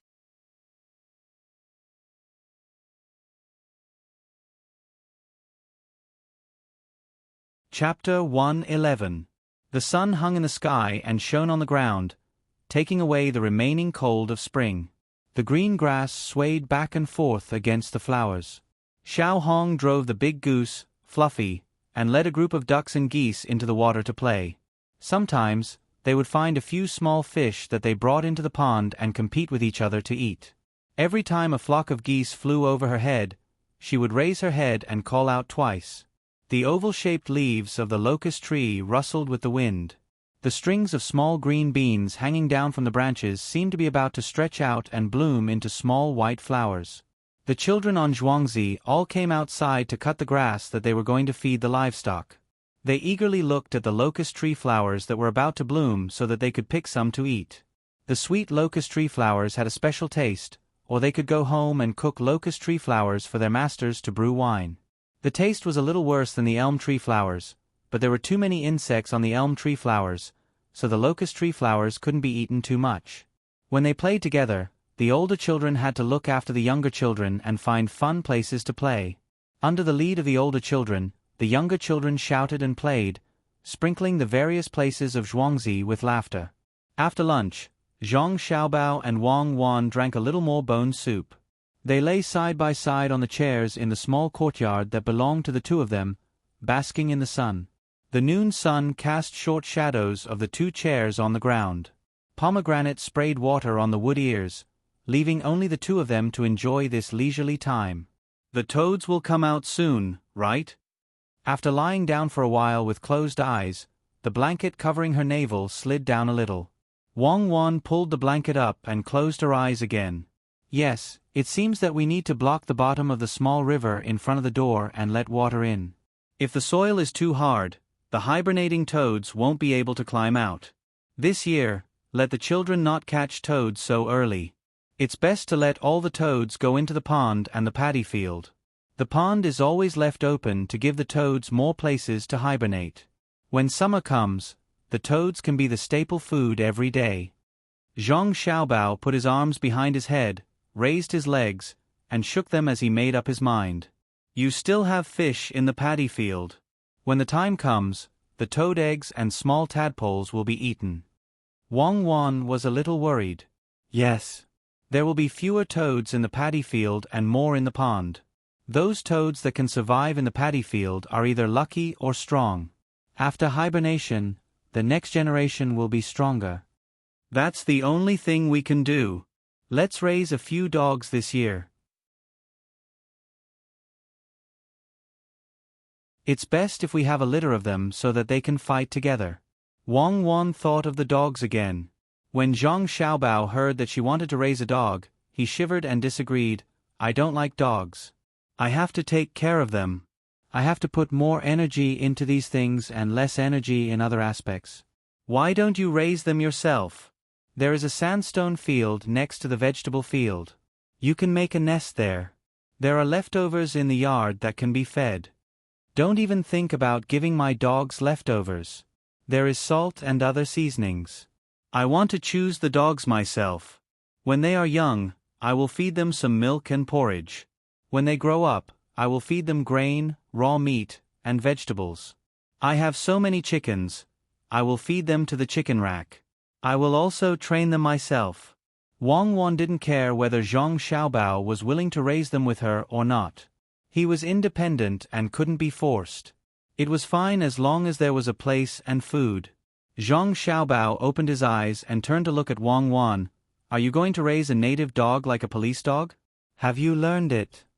I have seen it and asked the breeder. I just need to copy it. It's just that I don't have enough experience. A dog that can't be raised well is a native dog. A dog that can't be raised well is a police dog. When the things in your family are settled, you can find me a good breed of dog. Can you get a Tibetan Mastiff? If there are a few, then they will do. Wang Wan imagined a group of powerful dogs following her and being obedient in the future. She laughed. Zhang Xiaobao's mouth moved. He didn't know how to organize his words. After waiting for a while, he saw that Wang Wan was still fantasizing. He said, Is there anyone who uses a Tibetan Mastiff as a police dog? It was a group of Du Boans who chased after me, but I... What did you do? Wang Wan didn't fantasize this time and turned to question him. I got rid of them, but they still wanted to track me down. I used something stimulating so that they couldn't smell anything. You don't think that I killed them, do you? I fought such a group with my bare hands. There were many people with guns behind them. Do you think I am stupid? Zhang Xiaobao felt that Wang Wan, who cared about dogs, shouldn't think too highly of herself. Seeing that Wang Wan was relieved, he said, Ask someone who has a dog that can breed with wolves. I will buy it for you. Tibetan Mastiffs are not suitable. Who told you that Tibetan Mastiffs can't be police dogs? Are you ignorant? You need to find wolf dogs, but you also need to pay attention to Tibetan Mastiffs. Especially in winter, Tibetan Mastiffs can still be used here. Wang Wan curled her lips. Well, they can even get carrots from Tubo. A few dogs are nothing. When you really find them, don't feed them with my beef. Pork. It just so happens that the piglets caught by the farmers have all grown up. Seeing that Wang Wan was so serious, Zhang Xiaobao had to compromise. Don't eat pork. If you don't have beef, eat mutton. Cooperate with me during training. For example, when the dogs are tied up and it's feeding time, you can beat the dogs and don't let them eat. I will come over and drive you away so that the dogs will trust me more. Wang Wan began to arrange things for Zhang Xiaobao. Zhang Xiaobao blinked a few times and said, If the dogs trust you, then what about me? In the yamen of Sanshui County, Erniu had already finished his meal. Most of the beef had been digested by County Magistrate Cheng. After resting for a while, County Magistrate Cheng took a group of people with great fanfare. Together with the money, cloth, and other things from the Zhang family, they all headed towards the little Luoshui River. The people here had already received the news and all of them ran over to see what was going on. Some even waited in front of the yamen. As soon as they came out, they followed beside them. They wanted to see which idiot Zhangjia Zhuangzi was. They also wanted to count the money in the carriage to see if there was really 1,500 taels of silver. By the time County Magistrate Cheng and his entourage arrived, there were already quite a number of people surrounding them. In order to create a scene, County Magistrate Cheng prepared to take down the cloth, copper coins, and silver from the carriage in front of the commoners. He let the people count them and found that it was exactly 1,500 taels of silver. He then had people go to the other side of the river to measure. After a busy process, it took more than 2 hours. This was because there were many people to measure. The land on the other side of the river was 1,200 mu. He wrote the document, printed it, and waited for Erniu to take the document back. The owner of the house would write his name and put his fingerprint on it. This land would then belong to Zhongjia Zhuangzi and he would not be able to take the money back. The people were all watching. If the money was used to buy fertile land, there would be people who would think that County Magistrate Cheng was greedy. After all, the price was too cheap. However, to buy a barren mountain, everyone felt that there was something wrong with the people of Zhongjia Zhuangzi. Erniu did not care about the people's discussion. He took the document and immediately rushed back. He had the owner of the house put his fingerprint on it. Song Jinggong, who had been accompanying him, also started to move. He started to recruit people on the spot to start building the land on the other side of the river. Zijin, are you preparing to plant things over there? County Magistrate Cheng was puzzled when he saw Song Jinggong move so quickly. Sir, how can we plant things over there? This student is following Zhuangzi's instructions to build houses and docks over there. Zhuangzi took out 1,000 taels of silver for this student to use. Sir, look, there is a lot of soil and rocks on the mountain. It will save us a lot of money to build the docks and houses. At this time, there is a drought and the little Luo Shui River has dried up. It will be more convenient for construction. We can find people to dig deeper and widen the river. The extra soil will be used on the river embankment. When the drought is over and the rainy season comes, the river will be wider and the water will be deeper. Some big boats will be able to sail in. The houses at the docks can be rented out as warehouses. The flat land at the foot of the mountain can be built into restaurants and other shops. We can also build the mountain road and build a few pavilions on the mountain. When the time comes, there will be transportation and there will be another place to drink and have fun. Looking at the boats coming and going from the top to the bottom of the river will give us a special feeling. Also, when the time comes, Zhuangzi will continue to fork out money to dig a smaller artificial lake over there. We can build rockery and pavilions in it to attract the water from the little Luo Shui River. Boats can be used to travel between the lake and the river. At that time, the people on the mountain can personally come down and paddle the boats. Sir, what do you think of this? Song Jinggong did not hide anything at this time. He told County Magistrate Zhuangzi's arrangements. County Magistrate Cheng listened. At first, there was a smile on his face. When he heard the last part, the smile disappeared and was replaced by shock and annoyance. He was stunned and did not move. Song Jinggong had finished speaking, but he did not say anything. Sir, there is one more thing that I need your help with. Song Jinggong saw that County Magistrate Cheng was stunned and had to raise his voice. Ah, something else? What else? Don't tell me you want to buy the land on this side of the river too? That won't do. This side of the river is a grain field. We need to grow crops. There is only half a mu of land between the river and here. We can't make a dock. County Magistrate Cheng had the same idea just now. Later, he found that if he wanted to do the same, he would have to occupy the land. Then, someone would accuse him of not doing agriculture but only doing business. Destroying the land to open the trade route was a big sin. He thought that Song Jinggong would be so generous. Sir, don't worry. Zhuangzi will not do such a thing. It's just that I see that the small bridge between the two sides of the river has been in disrepair for a long time. I want to spend money to repair it. I want to build a wider and stronger bridge for the convenience of pedestrians, Song Jinggong explained. Repair the bridge? For the convenience of pedestrians? Don't tell me you want to transport the goods from the other side of the river here? It's really convenient to repair the bridge. County Magistrate Cheng immediately understood the key point. If the dock was placed on the other side, the goods would have to be transported over. Zhongjia Zhuangzi really did not want to suffer any losses. Sir, you are wise, Song Jinggong said with a smile. You're tuning in to the Narrate and Escape YouTube channel. Don't forget to subscribe and join us on this journey to catch the most captivating stories.